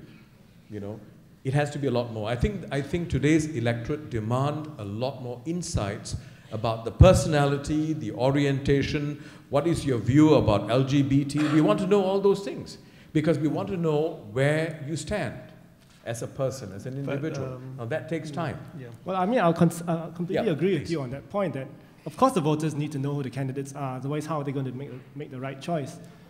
What we believe is that, well, now we're talking about weeks. It's not that we have got another 9 months before the election for us to have a long campaign. What we believe is that it's very important for the candidates to be on the ground, talking to residents, getting to know the residents, and having the residents have personal contact with us. So we don't believe in making grand announcements. We know that people judge us more for just than the CVs. So we're not going to be boasting about CVs and saying that vote for us because we have this CV. No, because we believe that it's important for us to shake as many hands as possible, to get to know people, to visit them in their homes, to understand really their hopes and aspirations, their concerns that they would like us to raise up in Parliament. So it's not about slick media presentation, but it's really about going to the ground and doing the work on the ground. Yeah, but Gerald, please, Meng Seng. Let me be very frank of why opposition parties do not want to put up their candidates in advance. First of all, ISD will be very interested. When we are in opposition parties, I always tell my guys, you have to walk with the skeleton with you, not in the closet. You must not have anything to hide. The second thing is, even you do not have any skeleton in the closet, when the candidates are exposed, a lot of pressure from all over the place will be placed on the families of the candidates. That is the truth for decades, especially for minority candidates. The Malay candidates, if we do not have the minority candidates turning up for the election, the whole team will be gone. That is the strategic things that we have to protect. It's not that we do not want to show our cards. But having said that, I'm the smallest party, newest party. I'm not afraid to show my candidates. But I have to give respect to the big boys, But if you really want to know, Nazrim, stand up. Safaring, this is my treasurer, this is my chairman, right? I have every full confidence in them, right? I only have one place to contest. There's nothing to hide. Because these people, I have worked with them for years. I understand them, right? They will not have scandals, put it that way. Although they are very handsome boy, Thank you. Thank you. We have to be very careful these days when you say my party will not have scandals. This is a guarantee. Yeah, okay. Now, I hope we won't be making any further introductions of candidates, because that's not the purpose of this forum. Yes, I'll come to you in a while. Yes, please. Yeah, thank you, please. Thank you. I'm not going to be making any introductions, but I just want to suffice to say one very important thing. It is the kind of candidates that also matters. I come from a military background, so many of us men here do. From left, right to yes sir, no sir. Our thinking and the way we've been trained in the military will always be in that same thought pattern. Now, ladies and gentlemen, I'm going to just say one thing. Without introducing the candidates for Pasir Ris Punggol GRC, where we stood in 2011, where we stood, and we will stand again as Singapore Democratic Alliance, I will just say one thing for sure. We do not have candidates of the same kind of background, number one. Number two, those who come from the same thinking kind of structural training, if you know what I'm talking about. And most important, no, serious, this is important. The world is changing. We need people who can think out of the box. We need to have a Singapore with a future that comes with leaders who are able to put input from different sides. Now, 16 people who are leaving from that party, together they have hundreds of years of political experience. Now, that is what we are going to lose. And replacing them, 16 more who are coming from similar backgrounds. Now, that's what I am more worried about in relation to his question. So without declaring, I'll just put it 4 things to you. Number one, we are going to put forward a Generation Y entrepreneur, a person who knows, who started his own business, and he is excelling. Number two, I have got an ex-civil servant in our team for Pasir Ris Punggol who served with the government for many years and the top leaders, and he knows how the systems worked. He knew what was right, but now he has become disillusioned like many other Singaporeans. Number three, we have a man who was running a town council. We spoke about Mr. Chiam's success, but that man was the one behind Mr. Chiam for 14 years. No offense. And I'll tell you something, for 14 years he ran the town council, and today I'm very proud to say he is also one of our potential. He's the SDA chairman, you all know him. And talk about name calling, he's the only one who has gone into the Singapore viral fever, where people have made a mockery of his speaking skills. But I tell you something, don't judge a man by how he speaks, but judge the kind of policies we want to put forward, judge the kind of future we want, because getting the right candidates also includes this. And I end off with this. The last two people... It must end. Yes, I end. The last two...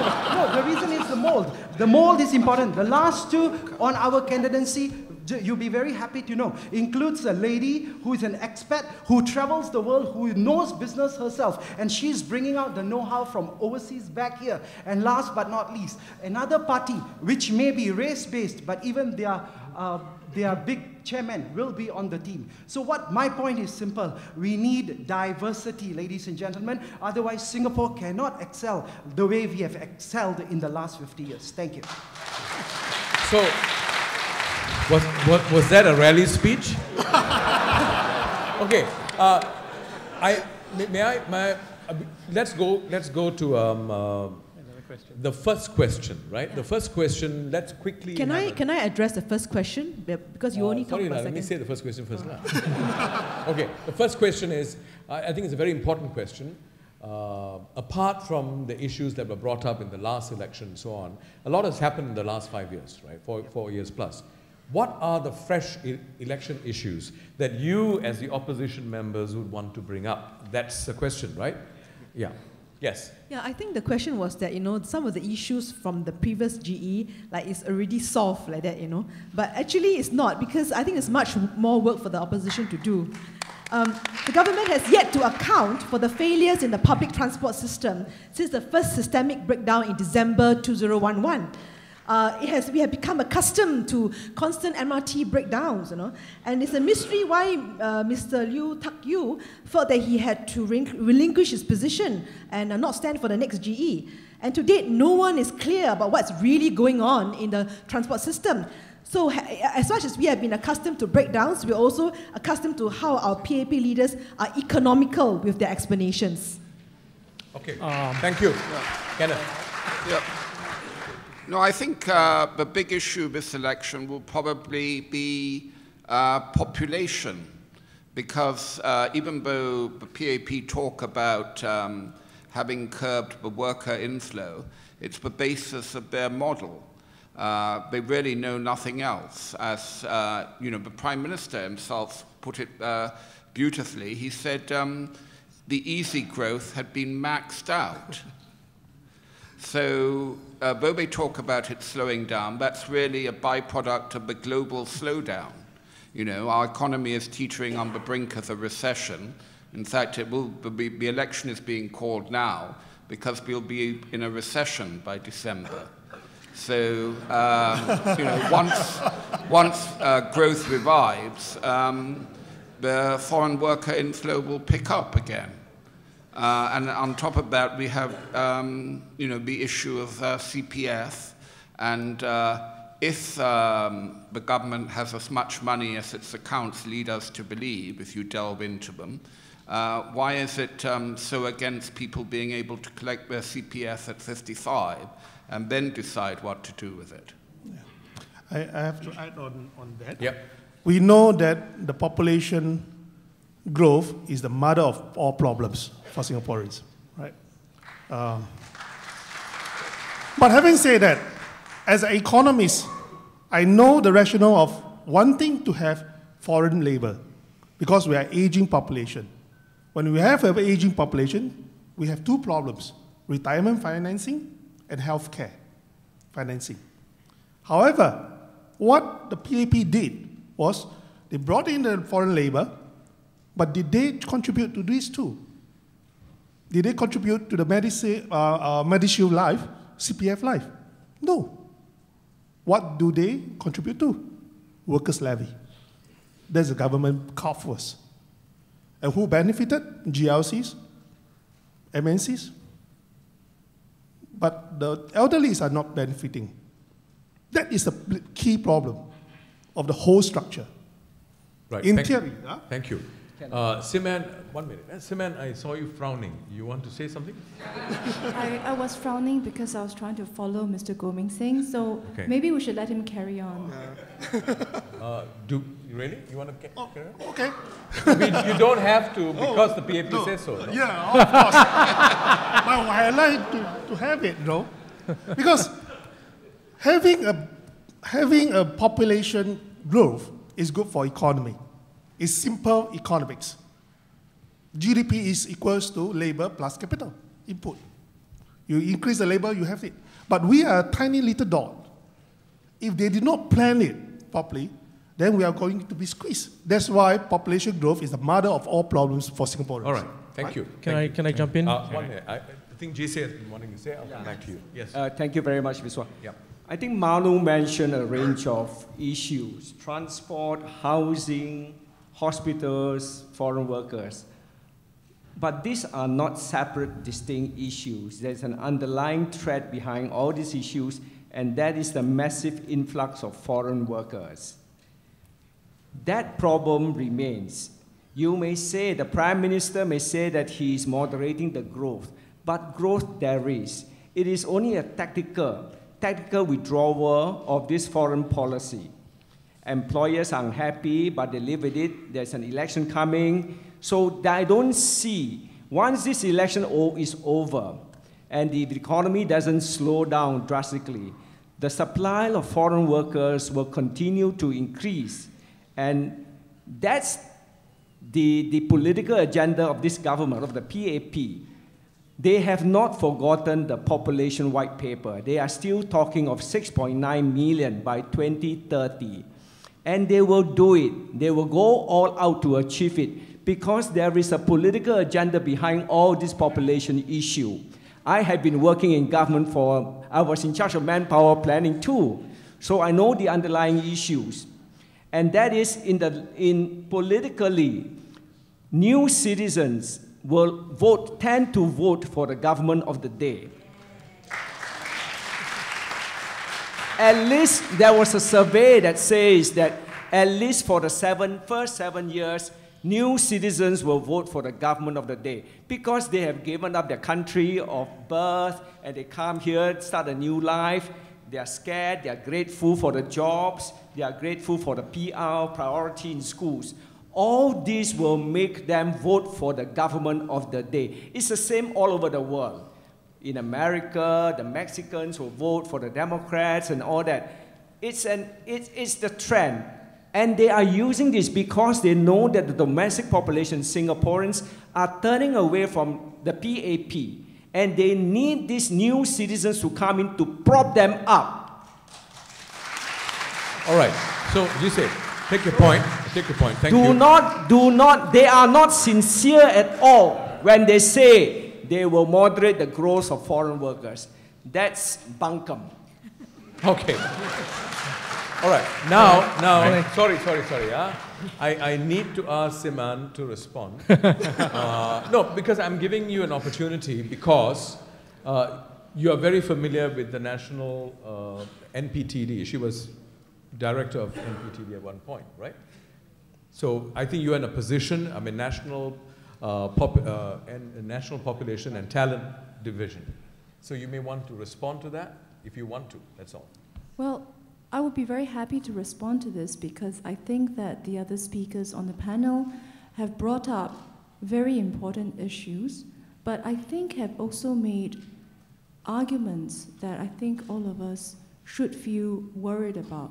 Worried about, not because these arguments are true, not even remotely so, but I think because if we gain the wrong understanding of the issues, I think all of us and the next generation, I think we're going to be in for a very, very hard time. Mr. Goh Meng Sing talked about the mother of all problems. I myself don't quite like to use that term because I think that, you know, if you want to look at the sources of our worries, I think we could use a better term for that. And I think what we are being faced with is the fact that none of us are getting any younger. We have a very rapidly aging population. And I see this every day in the community that I serve. I see this in my own family. Like I mentioned, every single one of us, we are aging every day. Much as we would wish to, we're not getting any younger. And like many East Asian society, we do have a very worrying long-term trend with our fertility rates. So the question then is, how do we continue to generate the kind of economic activity that's going to support a lot of the services and amenities that Singaporeans have come to enjoy and expect, and in fact, hope to see more of. I think this is something that's very important and which we need to think through. And I want to address Mr. Tan Jee Se's point very directly because it doesn't make sense for the government to try and import foreigners, as he says, simply because of political allegiance. I do not know where he got the survey from. I have not seen any such plan when I was working in government. And if you look at the numbers, it doesn't work out at all. It doesn't work out at all. Singaporeans, born and bred Singaporeans, remain the majority of the electorate. And if we are not doing all these things for the betterment of Singaporeans born and bred, what are we doing it for? The Prime Minister has already talked about this in a lot of detail in a very recent television interview. And I think that it is worthwhile for us to go back and take a look at what he said. A lot of the arguments, the population arguments, I think people know, and perhaps people are a bit sick of hearing them. I knew that from my time when I was working on population issues. I knew that people understand the issues, they're sick of hearing about the issues.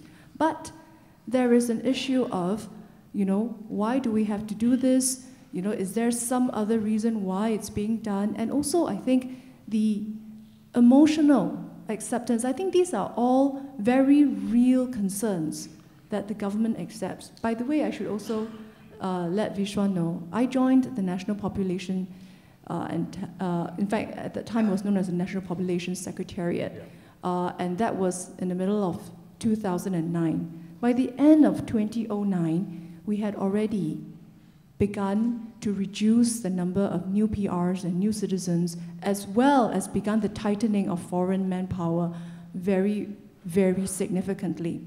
What is the result today? I can share with everyone here I do my Meet the People sessions every week. Well, some types of requests have gone down, some types of requests have gone up. What type of requests have gone down? People asking for their first flat. That queue has nearly disappeared in my MPS. But the type of queues that have gone up are all immigration-related cases. I have people asking for PR for their spouses who may not be Singaporeans, asking for long-term visit pass. I have employers coming to ask us to please allow them to extend the work permit or the employment pass of their employees. And we have Singaporeans coming to ask us to extend the work permits and the employment pass of their co-workers who are not Singaporean. Why? They tell me, well, because this guy has a particular skill, our entire team depends on him to get the job. Or I have Singaporean project managers who tell me that this guy, this Tao Chu, this Tou Shou, this skilled foreman, if we send him back to wherever he came from, we're not going to get the project and I'll have nothing to manage, so please do that. Okay. These are all real cases that come by. So I wanted to say that a lot of this tightening, I think, is being felt on the ground. Actually, I want to just let everybody know that 6.9, first of all, is not a target. It has never been a target.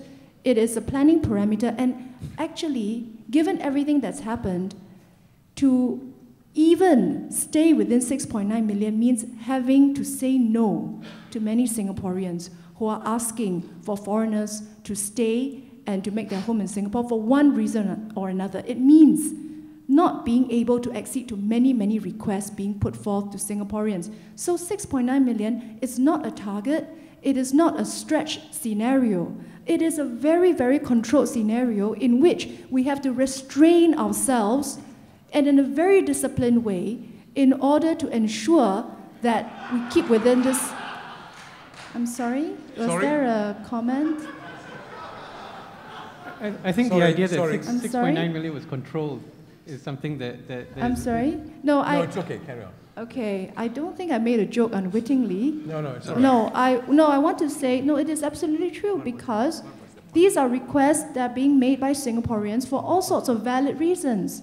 And if we are to keep within that parameter, like I mentioned, it means not saying yes to very many of them. All right, Simen, thank you. Can I just interject? I'll have to stop the discussion on this because there are quite a few other questions.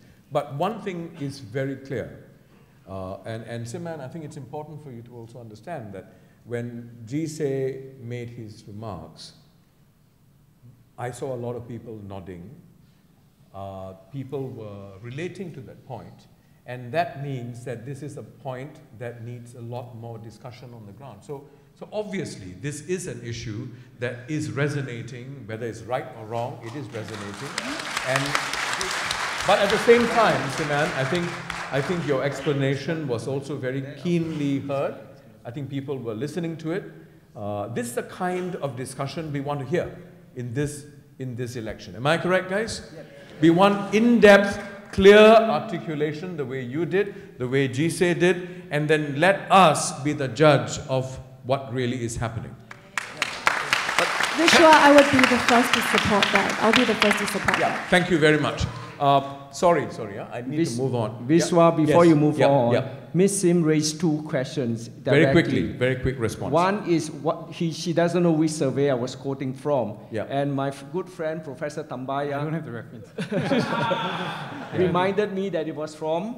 Well, I don't have the exact reference. Like I said, there were a couple of surveys that were post-election surveys, and they reflected the fact that new citizens do tend to vote for the governing party. This is not a uniquely Singaporean situation. It happens in Scotland, it happened in New Mexico, in Arizona, and I believe it was Bridget Welsh who did the study where she looked at different population groups, and when she published an analysis of the 2011 general election, is that correct? That's right. Yeah, and I think she looked at new citizens as one of the categories, and she found that the overwhelming majority of them voted for the governing party. So this is Bridget Welsh from SMU. That was the study. Okay. Mr. Chairman, can I jump in with one comment? I've been waiting. This is less than 30 seconds. Less than 30 seconds. Thank you. Okay, last comment, and then I need to move on. That poor gentleman, the legs are shaking. So the only I'm not going to address the issue, Yes, but I'm yes. going to say the 4 years that we walked around in Bishan Toa Payoh, the same issues that were there in the last election, the people are still not happy about it. No matter how we try and explain, you cannot explain the way that the people in Bishan Toa Payoh are still upset. The scary thing is that they're now resigned. They're not talking about it. And well, that's good for us because we believe that it's going to mean they're going to vote a certain way. Yeah. But I think it'll be sad if we think that every election is some school debate where we pull out a new topic and, oh, this was discussed last time, we don't discuss it again. There are fundamental issues in the country that has not been solved. And the same, I was in the government too, man. The same policy formulation process, the same scenario planning process are not shoring up the answers that is solving this country, and we need more diversity, we need more ideas. And that cannot come, again, from the same box. That's what we stand for. Point taken. Well, okay, so Mano, the answer is very clear. There are some new issues and a hell of a lot of old issues still going to come up. Okay? I think you got your answer loud and clear.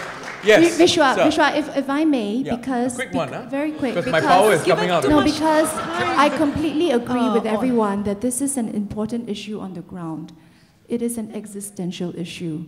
It actually has to do with how we're going to be 20 years from now, 50 years from now.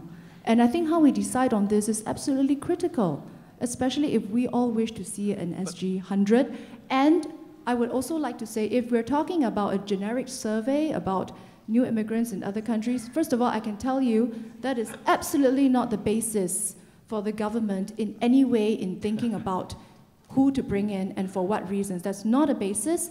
And number two, as you know, we do not do exit polls in Singapore, so I do not know whether the survey that you've quoted talks about Singaporeans' voting tendencies. But I would say please be, if I would say please be very careful about such surveys if you want to keep your vote secret. Can I just say that... Point taken, we got to stop here. This was just one direct counterpoint. Can I make a point?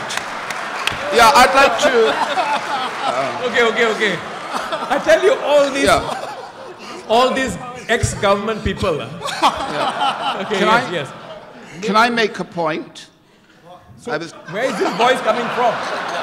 I was going to say... By the way, it's not an existential issue that affects jobs. It's not an existential issue. The existential and all that is Samuel Beckett's. Huh? I'll shut you all up. I think with due respect to Ms. Sim, she says it is not... She was so categorical in her statement that the new citizens is not the basis of their policy. With due respect to her, does she really need the mind of the PM or the PM's father, late father? Okay. And I'd also... No, can I just say... No, I got a loud voice. I'm going to stop it here, and my friend is exercising. Give him a hand. And all I can say is, you are a stayer, not a quitter. All right, what's your question? Thank you, Mr. Chairman, for saving my legs. I was about to go back saving to your what? My legs. Oh, I heard lips. I was getting worried. Saving my pair of legs. I'm Andrew Teo, and I'm in no way connected to any opposition party. But tonight, I was reminded by my wife to tone down on the way I ask questions. Because the previous dialogues were closed doors. Today is, media covered. So, and in no way was I influenced by Amos Yee. I was born before him, remember? We couldn't tell. How nice, thank you. Okay, seriously, I have 3 young kids. We have 3 young kids. And I love my country very much. So that's why I have to speak up. Tonight I came with a very heavy heart. Pardon me for reading straight from this. If not, I'll forget everything. Is that from your wife? From my reading straight. Yeah, go ahead. About 10 years ago, I asked my MP about foreign talents infiltrating all levels and across sectors. 10 years ago, I already saw that coming. And in the small bomb shelter underneath Telok Blangah CC, the audience, 300 of them literally, pardon my pun, literally exploded into an applause. A few years later, I noticed that things got worse, so I attended another public dialogue. Soon after, I was taken out of the mailing list. I was never invited to such public dialogues anymore. So I told myself, tonight I must grab this chance and speak up. At least the NUSS is fair. Every time, year and year, I speak against the government, I'm re-invited, you know. Early registration was given. But this may be the last year, no? Can you remember what I said about no speeches? Yeah. No, Okay, but we so- really time is running out. Okay. Could you get to the We have question, a, please? okay. Yeah. A union organization, I think it's the NTUC or what, said that we have 300,000 PMEs displaced from their jobs. Okay, and they only managed to help about 60,000. It was in the news last month. Channel 5, Channel 8 and all that. We have a lost generation. If you go around the coffee shops and hawker centers, you see men literally in short slippers and shorts and t-shirt, unemployed. All right, and I know many people or are acquainted to people in the 40s and 50s who used to earn a good income. Now they are hired to be cooks, waiters and bartenders, F&B. And our government announced there are 200 fresh graduates from the Hawker Academy. I can't believe that. We used to aspire to be lawyers, gynecologists and all that. No. Now we are hawkers. Okay, is there a question somewhere? No, there? no, I have to. No, but you really have to ask your question. You have to ask your I question. will. How long further down? 3 more sentences. You allow Okay, them to okay, talk 3 so more, long. 3 more sentences. Okay. All right. Will the government please tell me, not just by slowing down FT intakes, retrain PMEs, giving away grants to employers that hire Singaporeans over 50, etc., will the government please promise us, this GE, that Singaporeans will be given jobs first and not allow hirers to hire foreigners that are basically cheaper than us? And one last thing, this is the third sentence. Although I may not agree with GSE, I like to say this. I've spoken to many grassroots leaders that in fact, the very thing that our government embraces, which is the FTs, foreigners, new citizens, all of that, could be their greatest threat, because when the time is right, when they grow big enough, they will push their rights and form their own political parties. Thank you. Okay. All right, thank you. Can I go back to seat? I think you should. Thank you. Biswa, could I respond Yes, to please, one of those? Gerald. Okay, I think one of the many things I learned in the past 4 years in Parliament, and I think a lot of my colleagues from Workers' Party in Parliament as well have learned, is that there are no easy solutions, and sometimes it's very easy to be able to come up with an idea, but when you actually dive into the trade-offs that are needed, it becomes a lot harder. So that's why it's very important I think for people to be able to choose a party, choose candidates, MPs, who are willing to really dive into the issue, dive into the details of the issue. Because it's very easy to just say that, oh, this is my solution, and if only you do this, everything will be solved. There's no policy that can be solved so easily. If it was so easy, the government would have done it long ago, and they would have not lost so much support from the people. But it requires really detailed analysis, prodding away at the government, asking questions. I think in the past 4 years, the Workers' Party MPs, we have asked literally hundreds of questions in Parliament. We've made many, many speeches recommending policy proposals. At times, like in the case of the population white paper debate, we have opposed the paper and come up with our own proposal and said that, no, we're not aiming for 6.9 million. We're not having a planning parameter of 6.9 million, but we're saying that limit it to 5.8 million, and we can do it. Here's our plan how we can do it. With regards to that specific question about foreigners displacing Singaporeans. I think this is a very challenging issue for everybody to deal with, and it's very easy to say just get rid of the foreigners, but we also understand that employers have real constraints that they have, and that's why it's important for the government to step in to really help industries, companies, individual companies, especially SMEs, to be able to really improve their productivity. But what is the record of productivity growth in the past 4 years? It's been either flat or negative. Last year, it was 0.8% negative. How many more years are we going to have this flat or negative productivity growth? Just yesterday in Parliament, I asked a question about how many, and this, I'm just using this to illustrate how important it is to really dive into the details of the issue. I asked how many employment pass applications had been approved within 7 days of the mandatory 2-week advertisement period on the Jobs Bank. The answer came back, 260 EP applications per week. That is 13,520 EP applications per year, going by that average. So I think these are real issues that we really need to study, understand why is it. It's not just about saying, okay, let's not issue any more EPs anymore. But we have to ask ourselves, why does the government see a need to issue so many EPs? Why are companies demanding so many or requiring so many foreigners instead of having locals? I think we need to invest a whole lot more in Singaporeans, upgrade their skills, and give them a sense of passion for their work, a sense of belonging to the country, so that they will be more productive, so that they will be more inspired, they will be willing to strive and progress up the ladder in their companies. Right. And be able to, Thank you. Be able Thank to you, provide Jared. that resource. Can I add to that? Hold on. Harminder wants to say something. Are you done?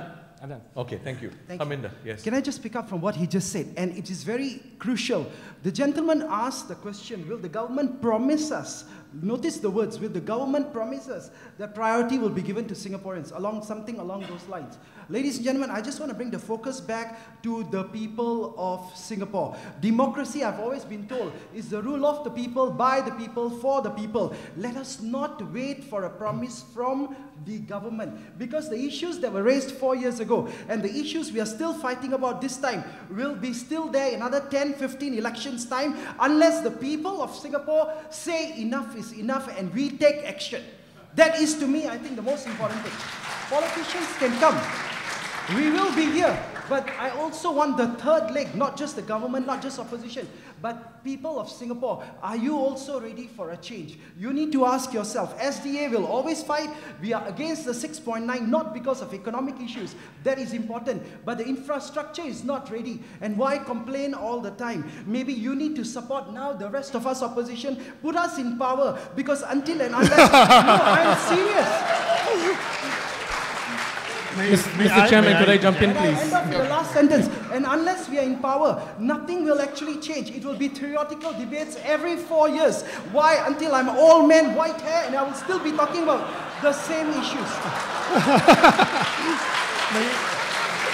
We need your help. Singaporeans, this election, make a change. Vote for us. We promise you, we will fight that your CPF comes back at 55. 6.9 million and many other issues will be changed, but we can't do it alone. We need every Singaporean. Support us. Thank you. Mr. Chairman, can I step in, Mr. Chairman? Your hair is already white. Yes, the two of you. Quick comments. Sure, yes. no problem. I completely affirm Gerald's point. Those of us who have been in government, public policy formulation is very, very complex, and it's not possible to take one issue and say, complain about this and solve it. I also do want to completely agree with my colleague from SDA. It will not, Singapore will not survive if we continue to think, or if the PAP continues to think, that solutions will always come from within them and then put to Parliament to be convinced or debated. We need to bring in, and I urge all of you, the best quality people across the parties that you see here into Parliament, and everybody works collaboratively to solve solutions together. And we need the PAP to play along a collaborative line, because the PAP, again, does not have monopoly of power. the single usual way that policy formulation comes out of the current government is not giving us answers. And I agree, once again, put good people into parliament. They don't have to be PAP. Right. That's what I want to say. Just how I affirm what he said. And just this sounds like a conclusion. It's good. All right. Okay. So let's use this opportunity for you to make a concluding remark. Okay. Concluding remark. Okay. Yes, Steve.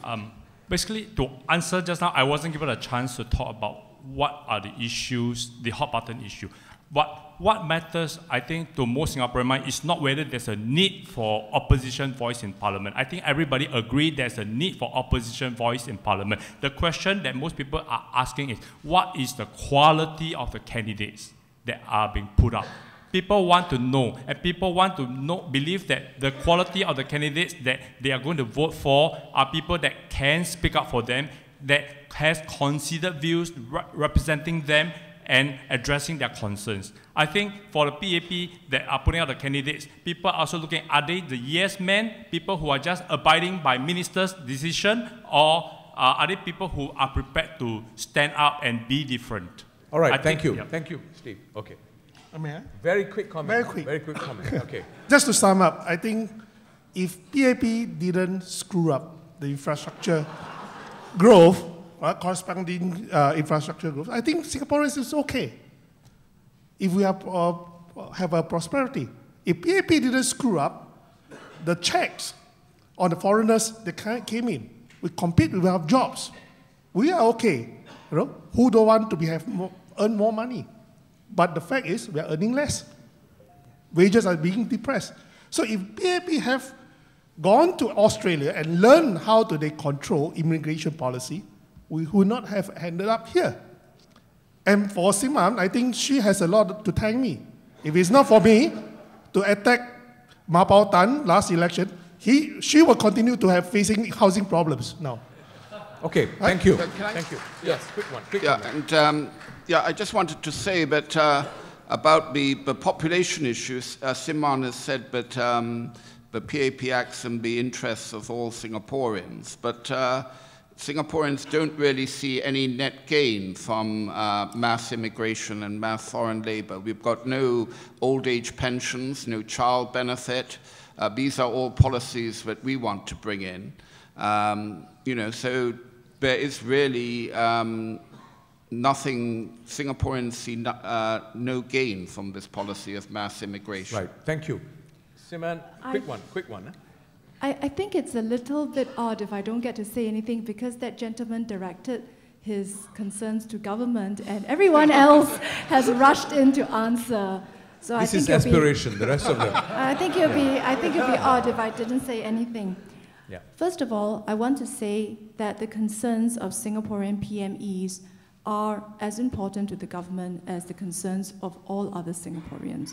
And the Manpower Ministry has made quite a number of moves in this regard to look at how we can further support our Singaporean PMEs, and I think these are well known.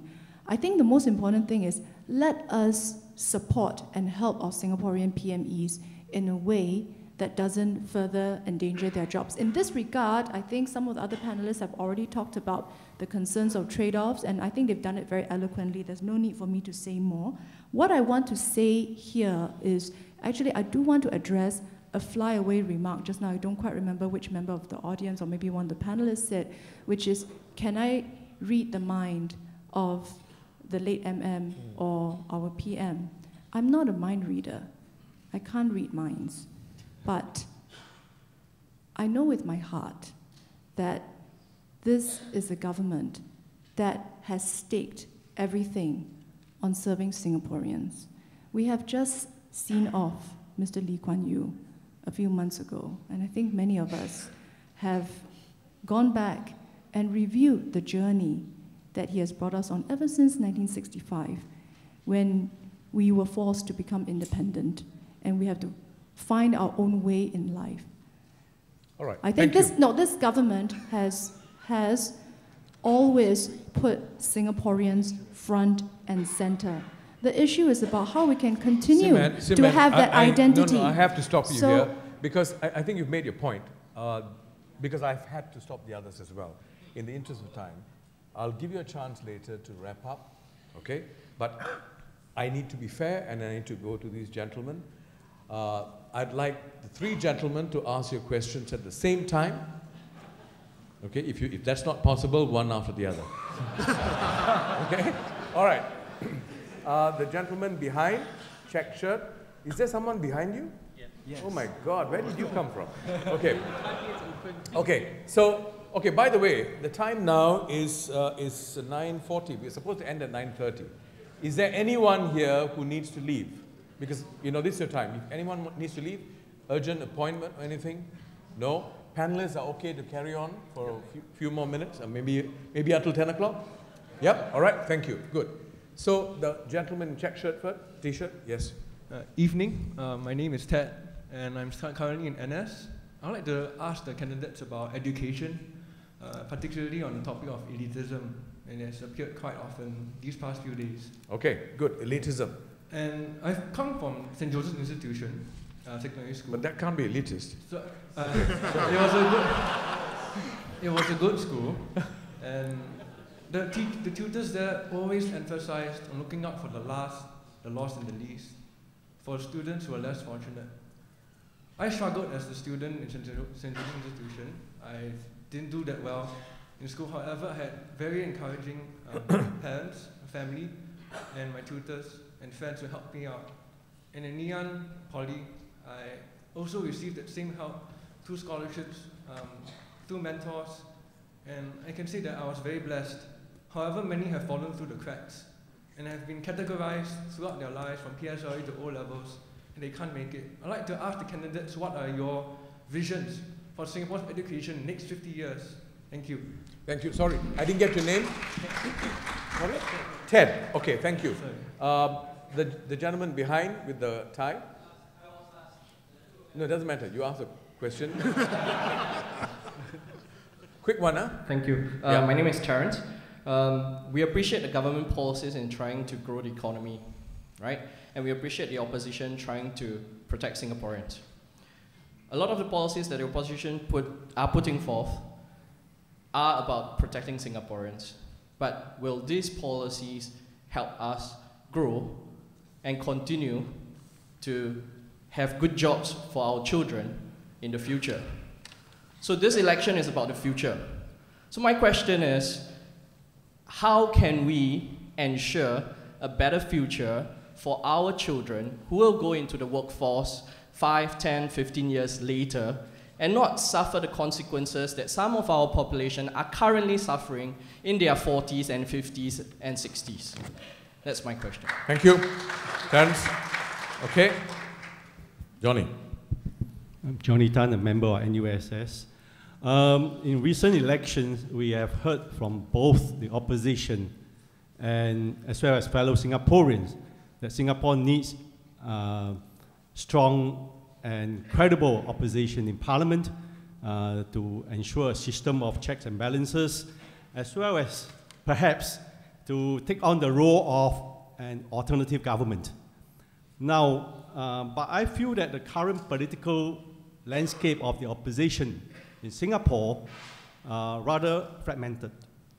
And I can't see how, at least in the foreseeable future, that we can achieve such scenario of having an alternative government. So my question to the 9 opposition parties on stage is, can you get your act together and to offer fellow Singaporean, a strong and credible option? And I must state that I'm a neutral party. I will vote for anyone who is credible and serve with his or her heart. Thank you. Thank you. Good, thank you. Yes. Hi, I'm Drew. Your name, please? I'm Drew Wong. And I have firstly a question for Ms. Anson. Essentially, it surrounds the white paper for the 6.9 million population. Per se, as a Singaporean, I don't have an issue with that in the sense that we have always planned. And this includes infrastructure, roading, schools, and so on. We have had a growth of 2 million to 3 to 4 to 5 and so on. And this is what we do in Singapore, we plan. If the 6.9 million is a planning norm, it's one thing. If the 6.9 million is a target, I think it begs for further discussion and study. That's the first question. The second thing is just in response to the gentleman, I forget his name, who stood for a long time. I've recently, or a couple of years ago, started my own humble company. We have about 30 staff. My intention was never to hire foreigners per se, but we have in excess of 2/3 of the staff as foreigners. If we mandated that the company would only be able to hire Singaporeans, you could have a situation where there might not be 20 more jobs for Singaporeans. You might have the 10 Singaporeans, including myself, not being able to have a job because we would have to be, we would not be able to run the company. So that is another matter. The third point is really that as a Singaporean looking at the PAP over the past 30 odd years, I don't see a failed political party. If you look at the report card, I see a very successful political party, perhaps successful to a fault. Part of the problems has been that they have actually succeeded so well in education, in making Singapore an attractive place to stay, that we do have problems with housing prices, with stress levels in schools and so on. The government has taken a softer stance, that's my view, since the last election, the last GE, and tried to cater to the concerns of Singaporeans in that area. The main question I want to ask is, we want both a democratic process as well as an effective government. And it's not often seen together. If you look at examples in the West, you look at democracies, you often see effective democracies that are not very effective government. We don't have to look very far, our neighbors up north have an effective democracy, but it is still a messy landscape politically. Okay. So do you see it possible that we can do this in Singapore? And this is directed generally to opposition.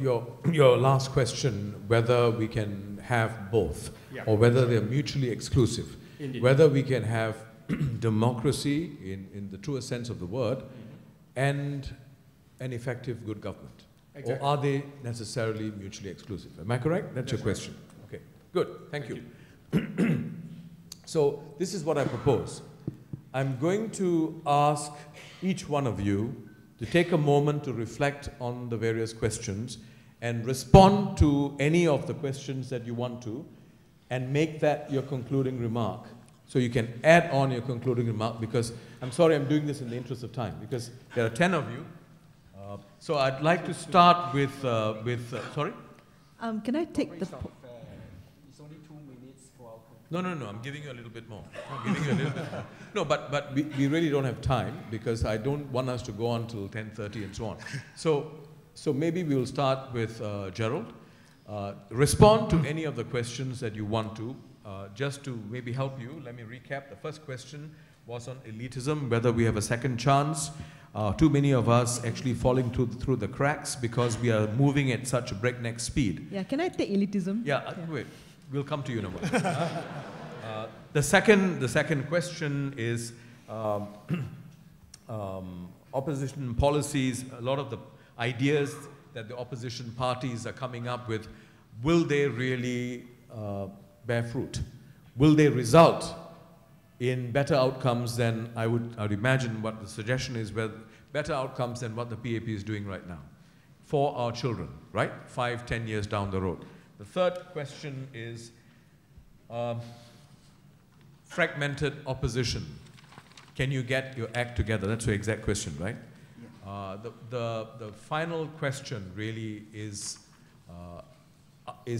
democracy and effective government, are they mutually exclusive ideals, right? So reflect on this, and you can respond to any or all of these questions and make that your concluding remark as well, okay? You can take a little bit more time, but don't take too much of time, right? Thank you.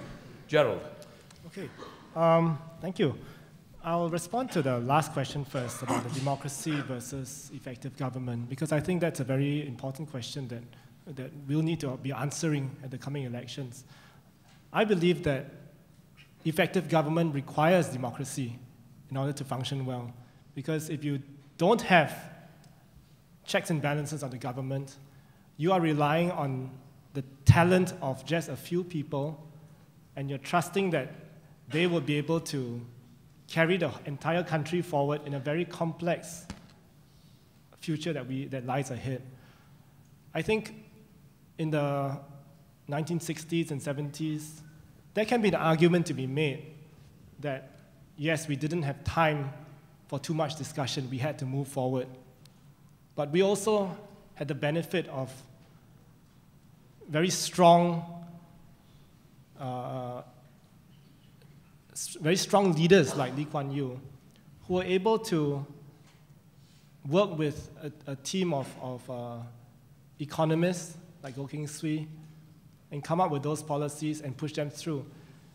Moving forward, are you willing to trust your future with just a few handful of people, or do you think it's necessary to have different ideas, different parties coming up, but especially to have at least one party that can effectively study the issues, and after studying the issues, come up with alternative solutions that can be implemented? Not just about rhetoric, but coming up with alternative solutions that can be implemented. I think if you have that objective in mind, if we are able to achieve that, I think we can have much more effective government than we are even having right now. Of course, there are lots of roadblocks along the way. Of course, you can look at examples of many other countries which have dysfunctional democracies. That is not what we aspire to. But neither should we be aspiring for a one-party state that we had in the 60s and 70s, because that might have worked in the past, but it's not going to work moving forward. I'd like to address also the point about the first question about the vision for education. I think without going into too many specifics, Workers' Party, our MPs have raised quite a number of questions about education in Parliament. One of the suggestions that we had come up with was to have an option for a 10-year through-train school from primary 1 until Sec 4, that we don't have to stress the children to go through these high-stakes exams at primary 6. That's in line with what we want to push the government to de-emphasize these high-stakes testing as a means of filtering the best students and being able to pour in more resources to the best students. I think it's important that we raise the averages in our education system. It's important that we give each child an opportunity to excel in the best way that he or she can. We need to start developing more thinking skills, giving our children more opportunities to exercise those thinking skills and not be just fed with facts and figures and knowledge. I'd also like to address... okay, you need to start wrapping up. Okay, I'll do one more point. To navigate Singapore's future, I think it requires a series of reforms, but balanced reforms in both the political, economic, and social sphere. We need reforms that are grounded in a clear vision for the country. I believe that we need to invest in our fellow Singaporeans to empower them, empower a dynamic and confident people. Instead of an overemphasis on GDP growth, we want to see more compassionate and equitable growth. We need adequate checks and balances on the government, but we don't need political gridlock. We don't have to have political gridlock just because we have checks and balances. We need rational and responsible MPs who are willing and able to listen to the collective wisdom of the people and voice out their concerns. So I hope that these are the things that people will consider in the coming elections. Details of policies we will put out as well. We are going to be launching our manifesto, and you'll see in our manifesto many, many detailed policies which are implementable in Singapore. But I hope the voters would examine all these issues and make a wise choice at the polls, not just for themselves, but also for their future. Thank you. Thank you. Yes. Jeanette? Yeah, I just want to make a few comments about elitism. I think that there's a problem of income. The income disparity in Singapore is a concern. And I think that we as a party think that the current levels of social mobility are not sufficient to enable young Singaporeans to move up, up in their level. And I think that recently we have been treated to a couple of interesting letters, one of which is from a boy, who says that why should we level the playing field? I mean, elitism could be good, something like that. And another one about Raffles Institution being no longer a school for the middle class, and there's a principal saying that there's a risk that the school can become insular. I think that our party absolutely believes that policies are for Singaporeans across the board, and that we must give serious thought to how we can level the playing field to provide, especially to help Singaporeans who are less privileged and may not be able to afford the tuition, and they may be disadvantaged, and those people who are who are more well off may not even realize that because they may think that, oh yeah, I'm working hard, I'm hardworking, that's why I made it here, but they may have privileges that they are not even aware of. So I think that it would be good if more attention can be paid to how we can improve social mobility in Singapore, like for example through creation of educational bursaries or a program of mentorship with so that we can provide networks and social capital, so that we don't want Singaporeans to be left behind if we can help it. So I think that we must bring a balance between economic growth and also to take care of our people. So this is the two areas that progress is important, but at the same time, people are important. So I think I'll just wrap up like that. Thank you. Thank you. Jise, please. I will answer a few questions directly, then I'll go on to sum it up. All right. First question about the trade-off. How far democracy can you have if you want to be effective? This is an age-old question, right? We have effective governments that are more effective governments than Singapore, and at the same time more democratic.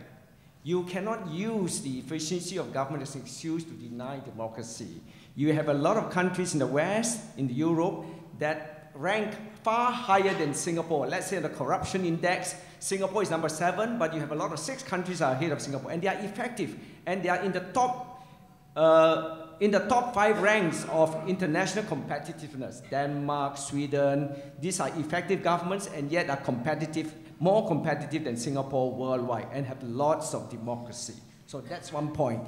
The proof is in the proof of is in the eating. So you have effective and democratic governments, far more democratic and far more effective than Singapore. Don't allow PAP to get away with the argument that you cannot have democracy if you want to have effective government. You can have both. The next question is on fragmented opposition. You disunited. This is a traditional media type, They were trying to run down the opposition.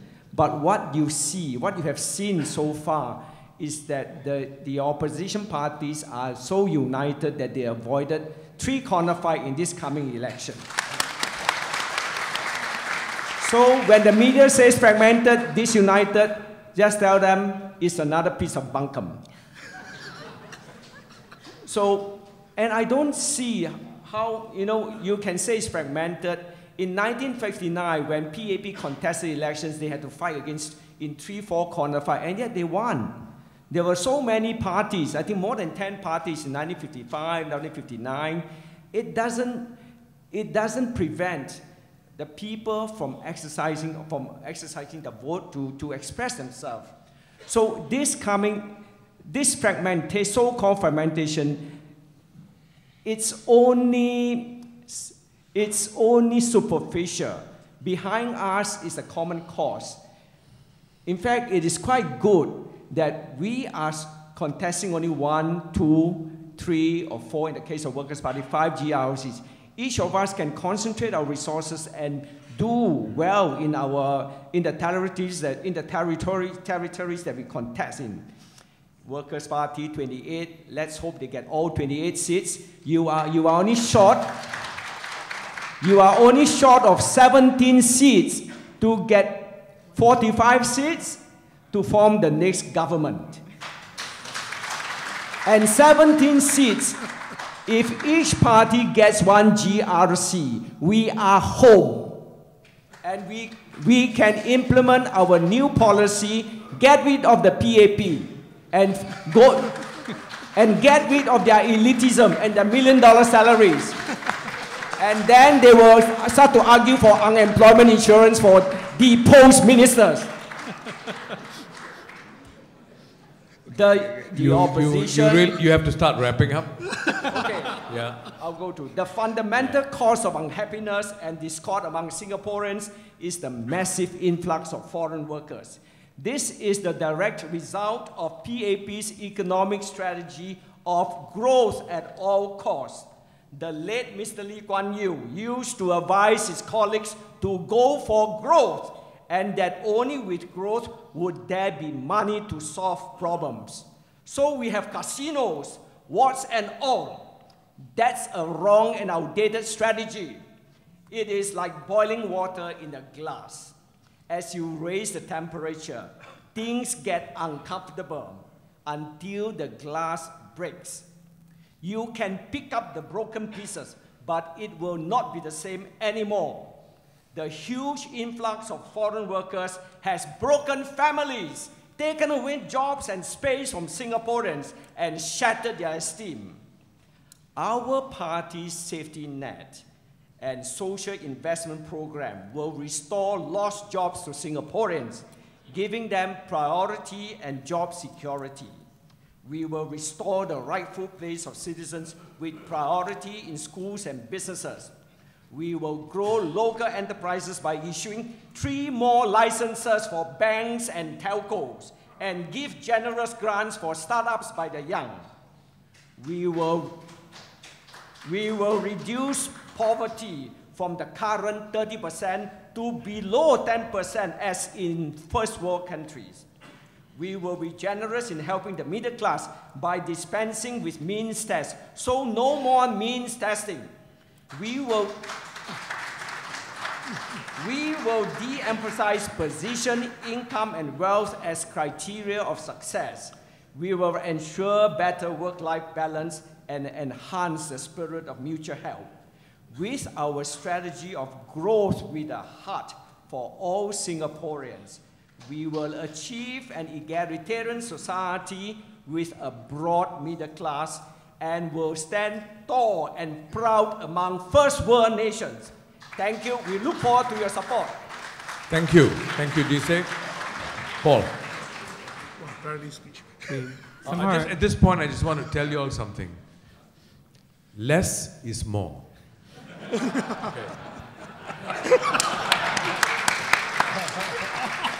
Yeah. I kept relatively quiet during the discussion. No. All right. So I'm going to try and cash in on my checks on that. So I'd like to address Joo Seng's points that he brought up. He makes an interesting assumption. He tells us that he couldn't find 20 talented Singaporeans to employ in his company. And then he says the education system is not a failure. To me, the fact that we need to find talented people from overseas means that we have 50 years of an education system that's unable to provide young people with the skills and talents that they need. See, and as the first couple of speakers have pointed out, I'm not against growth. SDP is not against growth. But what we want is sustainable growth. Okay, many of you remember GP, we learned this, we were forced to read this book, Small is Beautiful, E.F. Schumacher. And he had this memorable statement, which I still remember. Growth for the sake of growth is the philosophy of the cancer cell. Okay, and we do not want to be like that. And finally, moving on to the issue of fertility. So, now I get it. The argument is that Singapore doesn't have enough babies. so as to support the rapidly aging population. So the solution to that is to bring in 40-year-olds, so that 20 years later they will be aging. I mean, to me, it doesn't seem to make sense at all. If you want to import foreigners, import foreign babies. Okay?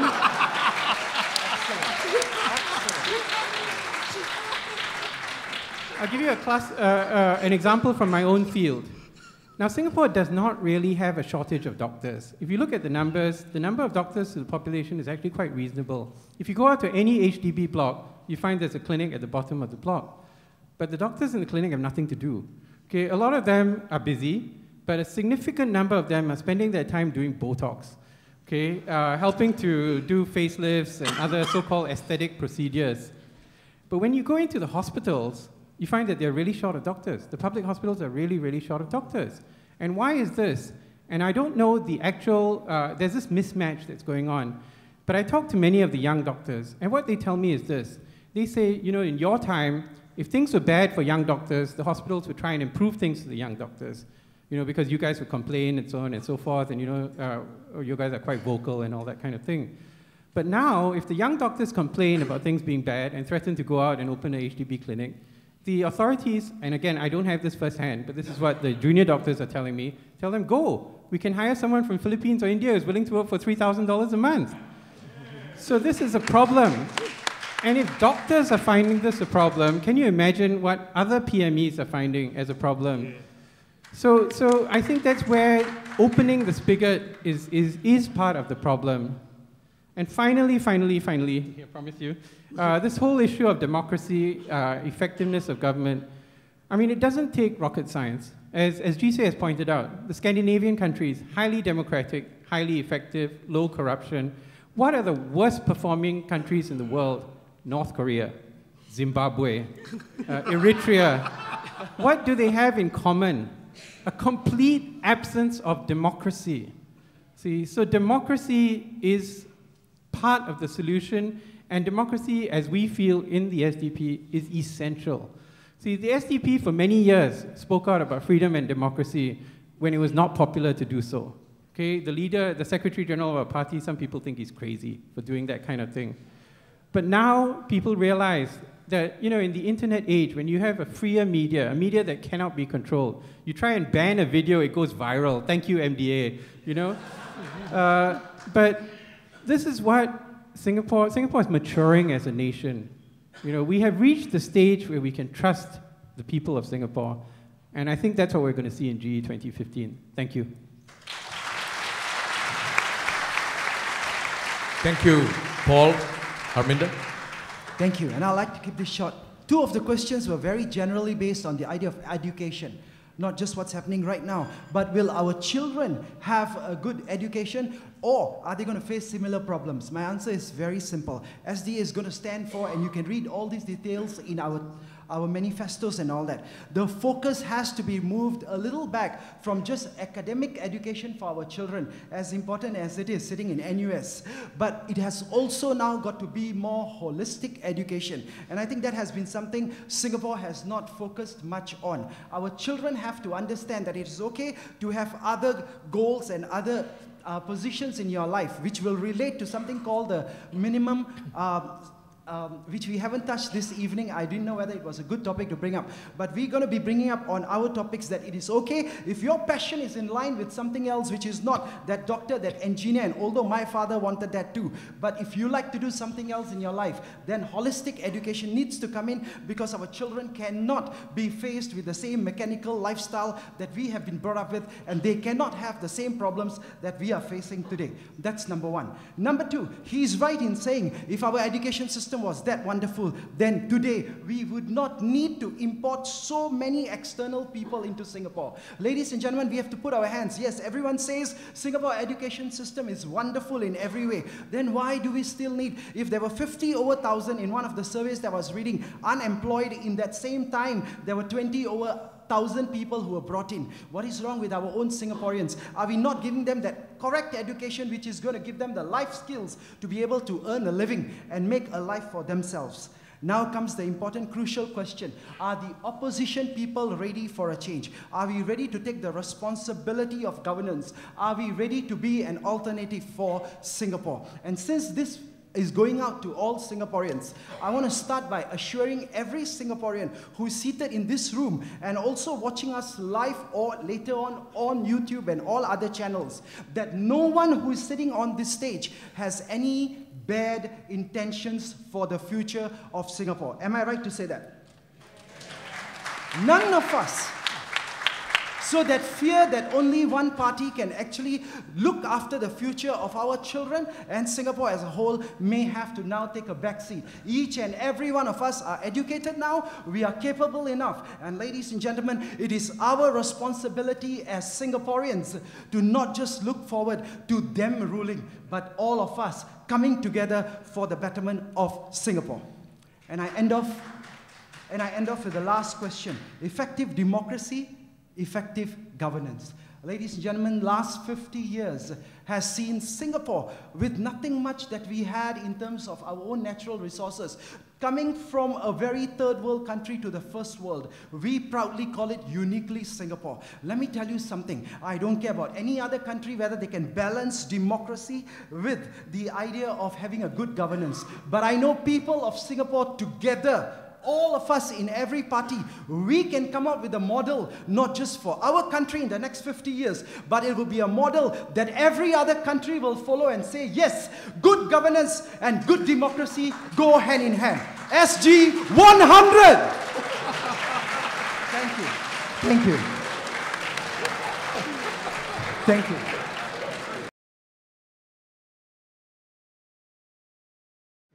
Meng Sing? Okay. Okay. The problem of elitism. Singaporeans used to complain about PAP's elitism. They don't like PAP's elitism because they say that they're out of touch on the ground. But when it comes to opposition, they look at our candidates, they expect elites. So do Singaporeans really want or do not want elitism? That is the question. Right? I'm from an elite school, right? It's a SAP school, River Valley, then a Hwa Chong. But I find that the problem doesn't come with elitism. It's about the corporate way, the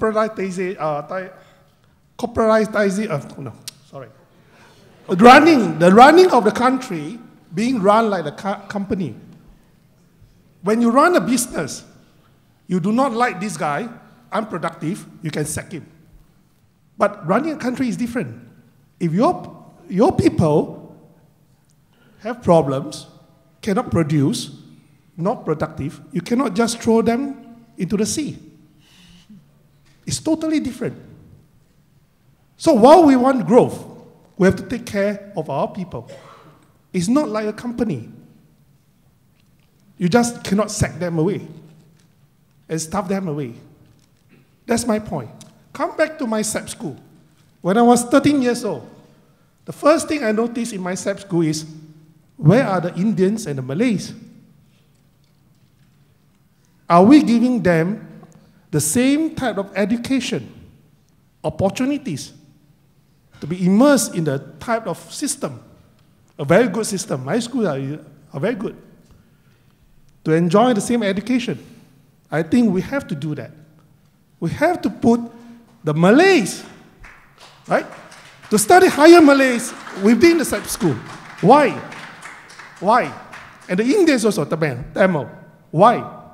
Because if you do not do that, people like me that comes from the SAP school will be disconnected with our fellows Malays and Tamils. And how do we run the country coherently? Understand their problems. If we are not going to the immersion. But the SAP school now is still refused to face this, to give this opportunity to the Malays and the Tamils. Right? So, as for the effective democracy, it comes back to the separation of powers. It's not just about voting. It's not just about having more opposition parties members inside parliament. When you have a separation of powers as a basis of a democracy, you will have an effective government. That is needless to say. What we have now is neither a democracy nor a monarchy.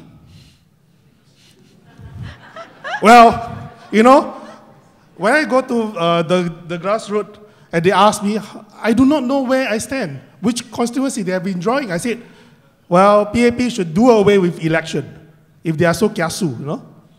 Just install a monarchy. Start rapping. Yeah, right? Right. So any government, any system of government that you put in, we want an effective governance. But the point is, Lee Kuan Yew is gone. Could we be sure that this will continue as the best government? Our government for the past 50 years is abnormal. Abnormal in the sense because we have Lee Kuan Yew, but we no longer have him. So the next step is to have a full democracy with a separation of powers within it. Thank you.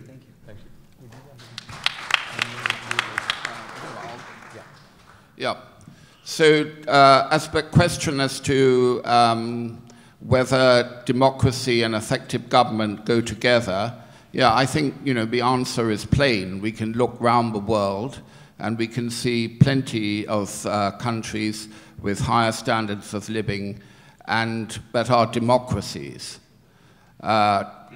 Singapore was never, many of the speakers have spoken about Singapore moving from third world to first.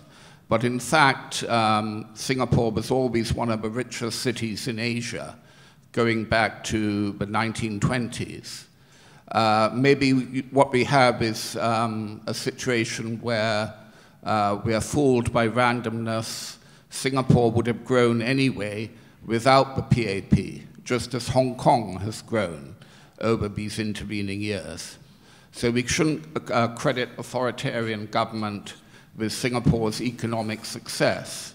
But what we can credit it with is this confidence trick that has been pulled off over Singaporeans, the rise in foreign population to fuel economic growth, the difficulties Singaporeans have in finding jobs, particularly when they pass the age of 40, the lack of social provision and basic employment protections.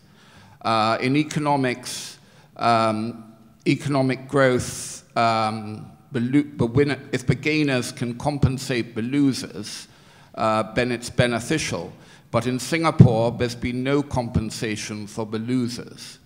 And yet we are told again and again that this system, this government, works for the benefit of all Singaporeans.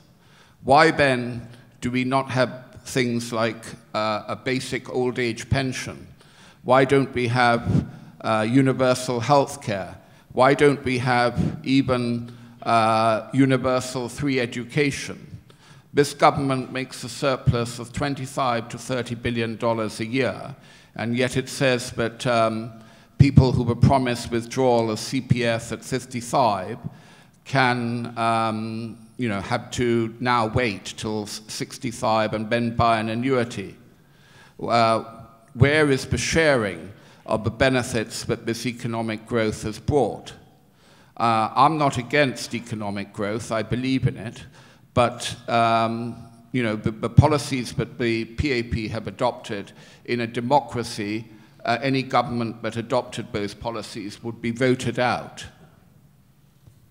Okay. Thank you. Thank you. Thank you, Kenneth. Simon.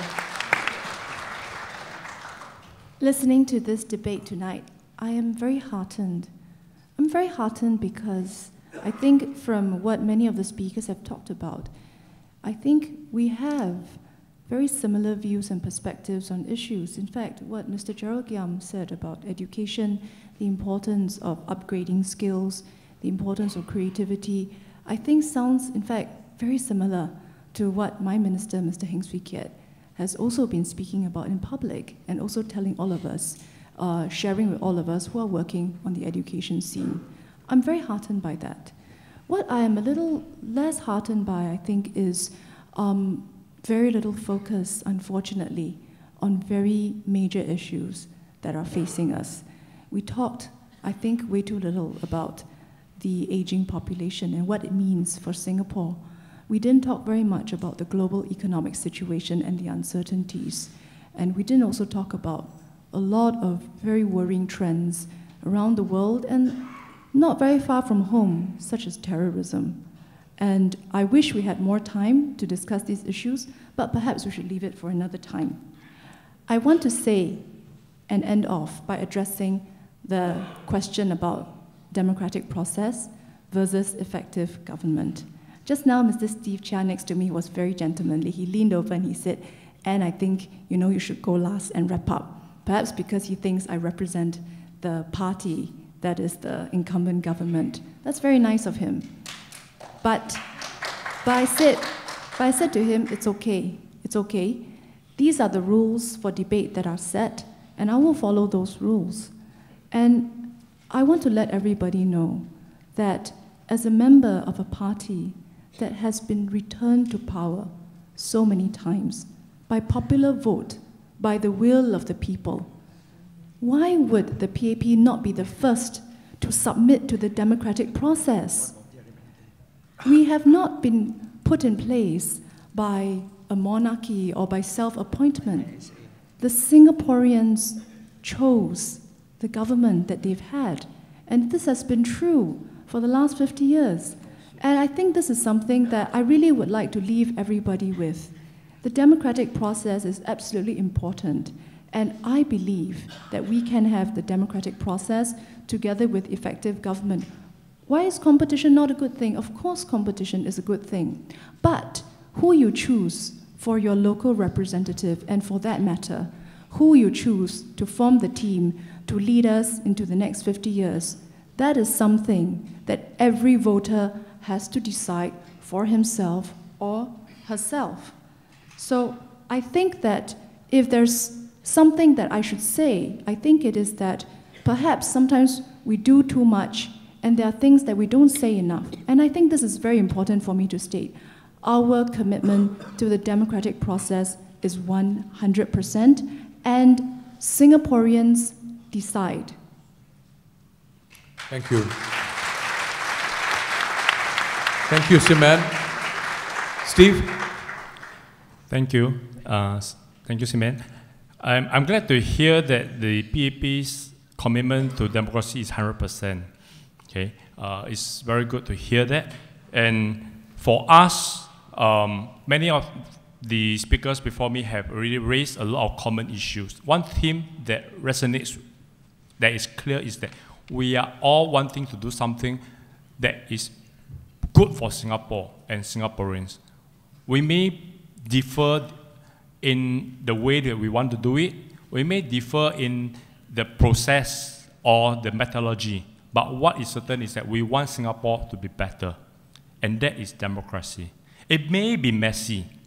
It may be conflicting. But at the end of the day, various views will be considered in the debate. And that will be a more effective implementation of the policy. Okay. Where we come from 50 years ago, we are lucky we have an enlightened autocracy. Okay, a team of people who are autocratic, who brought Singapore out from third world to first world. But we are now first world. A lot is at stake. It's no longer talking about the old fishing village, or it's about modern metropolis Singapore. There's a lot at stake. There's a lot of the money that is in reserve. There's a lot of lives at stake now that needs more thorough debates in Parliament, more effective discussion over the policy. Okay? And this is where we differ from some of the other parties when we talk about how we cannot get our acts together, because we are not going to talk about taking over the government.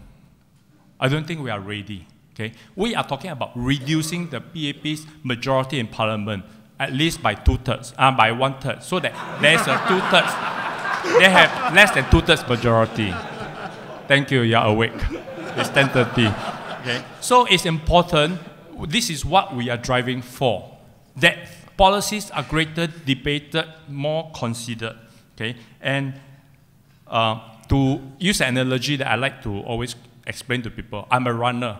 okay, in a running, that if you run as a community of people with the elites, and the PAP are the elites, and the greater community of normal people and slower people, we run together in a marathon. The elites led by the PAP will be way ahead.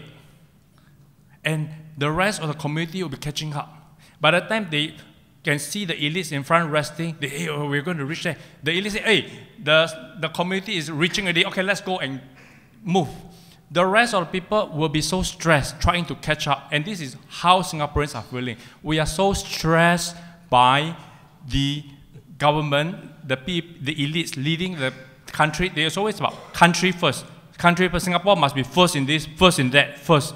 But before we have the country, we must have the people. And this is where we come into place. The concern for the people to have a balance. And this balance is very important for Singapore community, that we can move together as community. Thank you. Thank you, Steve. And I round up just up to 10:30, right? Benjamin, you've got the final word. When I was a civil servant in the government, senior civil servant, I used to get really frustrated because every single policy that we gave to minister and we tried to implement, we would always get feedback that, oh, this is not good, oh, that's not good. And we always say, look at all the good things that we did do. And we'd always hear all the negative comments. But it took me getting out of government to realize that it's all the negative comments that was exactly where it mattered. And it was all the negative areas that was where the people on the ground felt the pain. We were told recently that we should be selecting our leaders based on our future. I'd actually like to say it would be important to select our leaders based on the past. Because the issues we have today, 40-year-olds, unemployed PMETs, the issues that we have today, that we've got depressed wages, so our employers employ foreigners and then cannot afford to employ locals because locals are more expensive. These are all the results of policy missteps across the past few years. And if these policy missteps have led us to today, the answer to solving the problem today onwards cannot continue to rest with one party that continues to believe that they have all the answers. So I'm going to first of all say that the concept of democracy, of too many parties coming together, that would take Singapore down, I think it's a big fallacy. The concept that we would like to put across is one of a collective leadership, and I know some of you might laugh, and I will laugh with you, because if a collective leadership, political leadership, is based on combative politics, then that will never happen, and we'll always be fighting in Parliament. But if we can come together as gentlemen, best people in this country, willing to step forward and come up with a collective political leadership that will together be collaborative in finding solutions for Singapore, then we as a country will be all the better. The PAP does have solutions, but it doesn't have all the solutions, and we need to come together to make that work. Finally, the last thing I'm going to say is, you mentioned about the larger context, Siman. I was in MFA, I'm very well aware of the larger context. The frightening thing about the larger context is that when the party comes forward and says, this is the larger context, ISIS, Malaysia, Singapore, Indonesia relationships, Greater China, US, Japan, China relationships, and therefore, where do the answers lie? Trust in us as PAP, we have the answers. The answers do not rest in the people in the PAP alone anymore. My friend who said, oh, why can't we get our act together? We might have an alternative government by a freak election. You know, there are too many people standing by the sidelines, good people like you, who are telling us in the opposition, get your act together, you're not doing well enough. I'm going to tell you, and you know, the political crisis in Singapore today is not that we're run by a ruling party. The political crisis today is not that the alternative government is going to be formed by the people around here. The political crisis today is that the good people who should step forward in politics to run this country are not stepping forward. And I encourage every one of you, if you want to step forward and join Siman and PAP, great, wonderful. If you want to come and join me, great, join GSAFE, step forward. And we believe a collective, collaborative government will take this country further, and we are all in it together. Yeah. Thank you.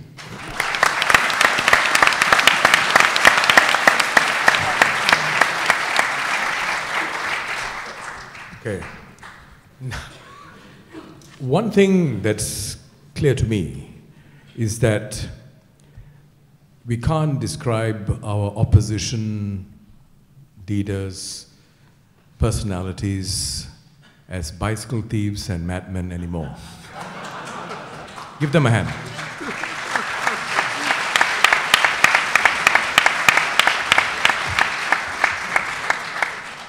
in their own unique ways, the various leaders, and I consider each one of you a leader, because to have the courage to do what you're doing, it may appear to some as being clumsy, as being irreverent, as being illogical even, but we have to respect you for stepping forward.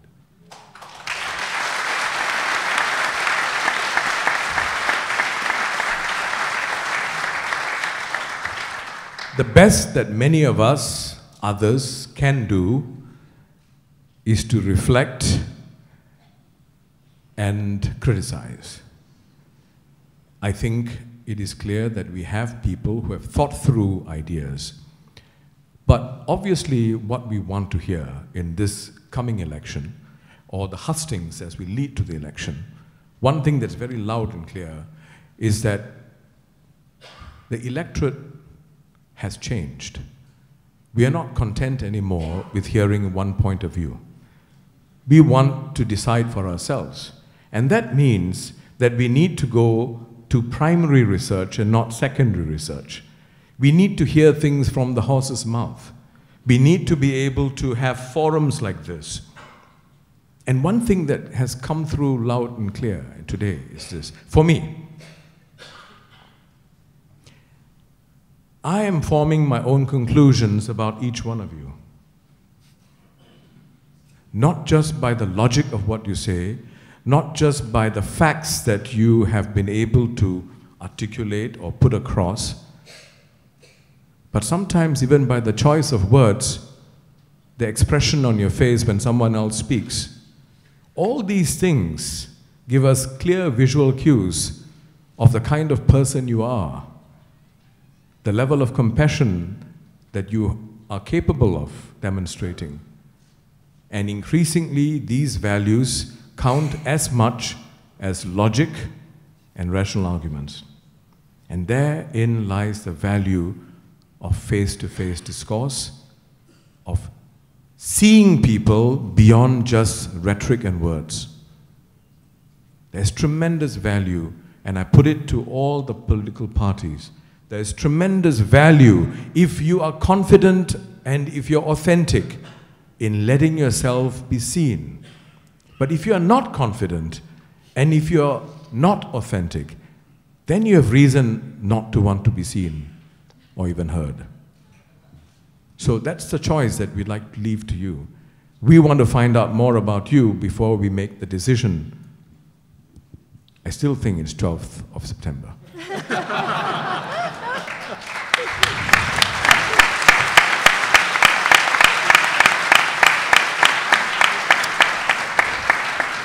So it leaves me now to ask you to join me in thanking our panelists. Let me once again mention them by name, right? This time from my left, right?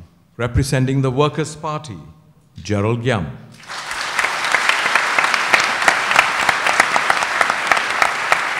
Representing the Singapore People's Party, Jeanette Chong-Aruldoss.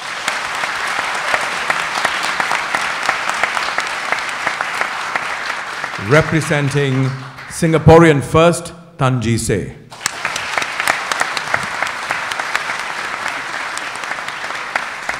Representing the Singapore Democratic Party, Dr. Paul Tambaya.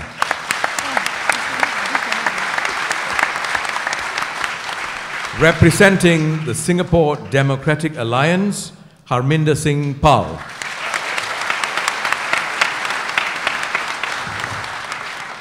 Representing the Reform Party, Kenneth Jeyaretnam. Thank you. Representing the People's Power Party, Goh Meng Seng.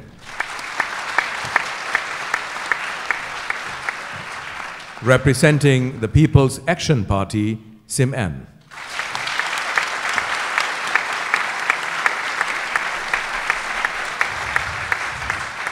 Representing the National Solidarity Party, Steve Chia.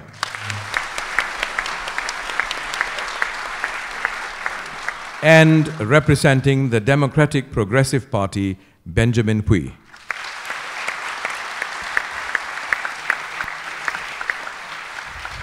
Ladies and gentlemen, thank you very much and good night. Oh, sorry. Alamak. Got one more ceremony. Yes. Right. Thank you, speakers and moderator. Would you kindly step down from the stage so we can prepare the stage for the token of appreciation ceremony? Okay, thank you. And can we please all stay around and show our appreciation to our speakers and moderator? Thank you.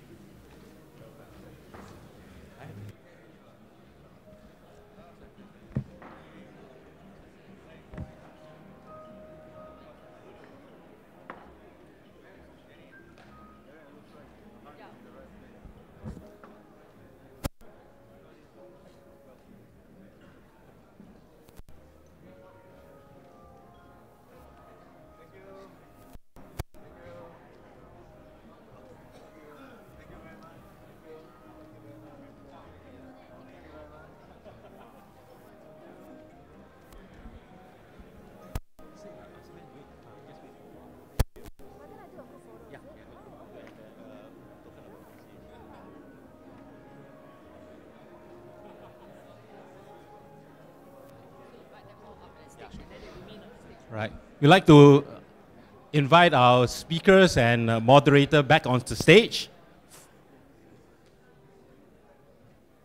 Speakers and moderators. Vishwa?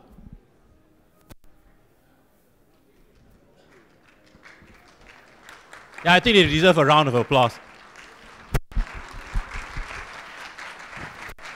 Now I'd like to invite our NUSS President, Mr. David Ho, to come up and give the tokens of appreciation.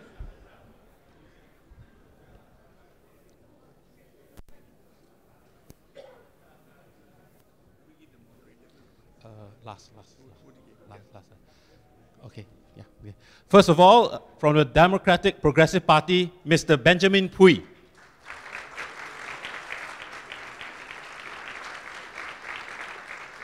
From the National Solidarity Party, Mr. Steve Chia.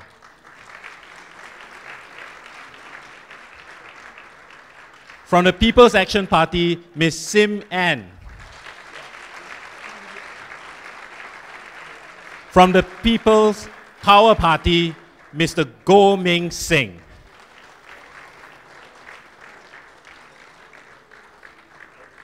From the Reform Party, Mr. Kenneth Jeyaratnam.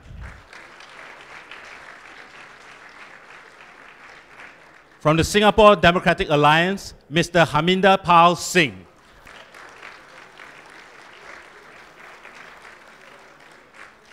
From the Singapore Democratic Party, Professor Paul Tamia.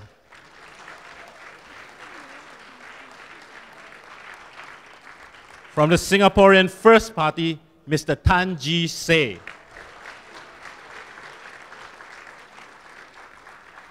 From the Singapore People's Party, Mrs. Jeanette Chong-Aruldoss. And last but not least, from the Workers' Party, Mr. Gerald Giam. Not forgetting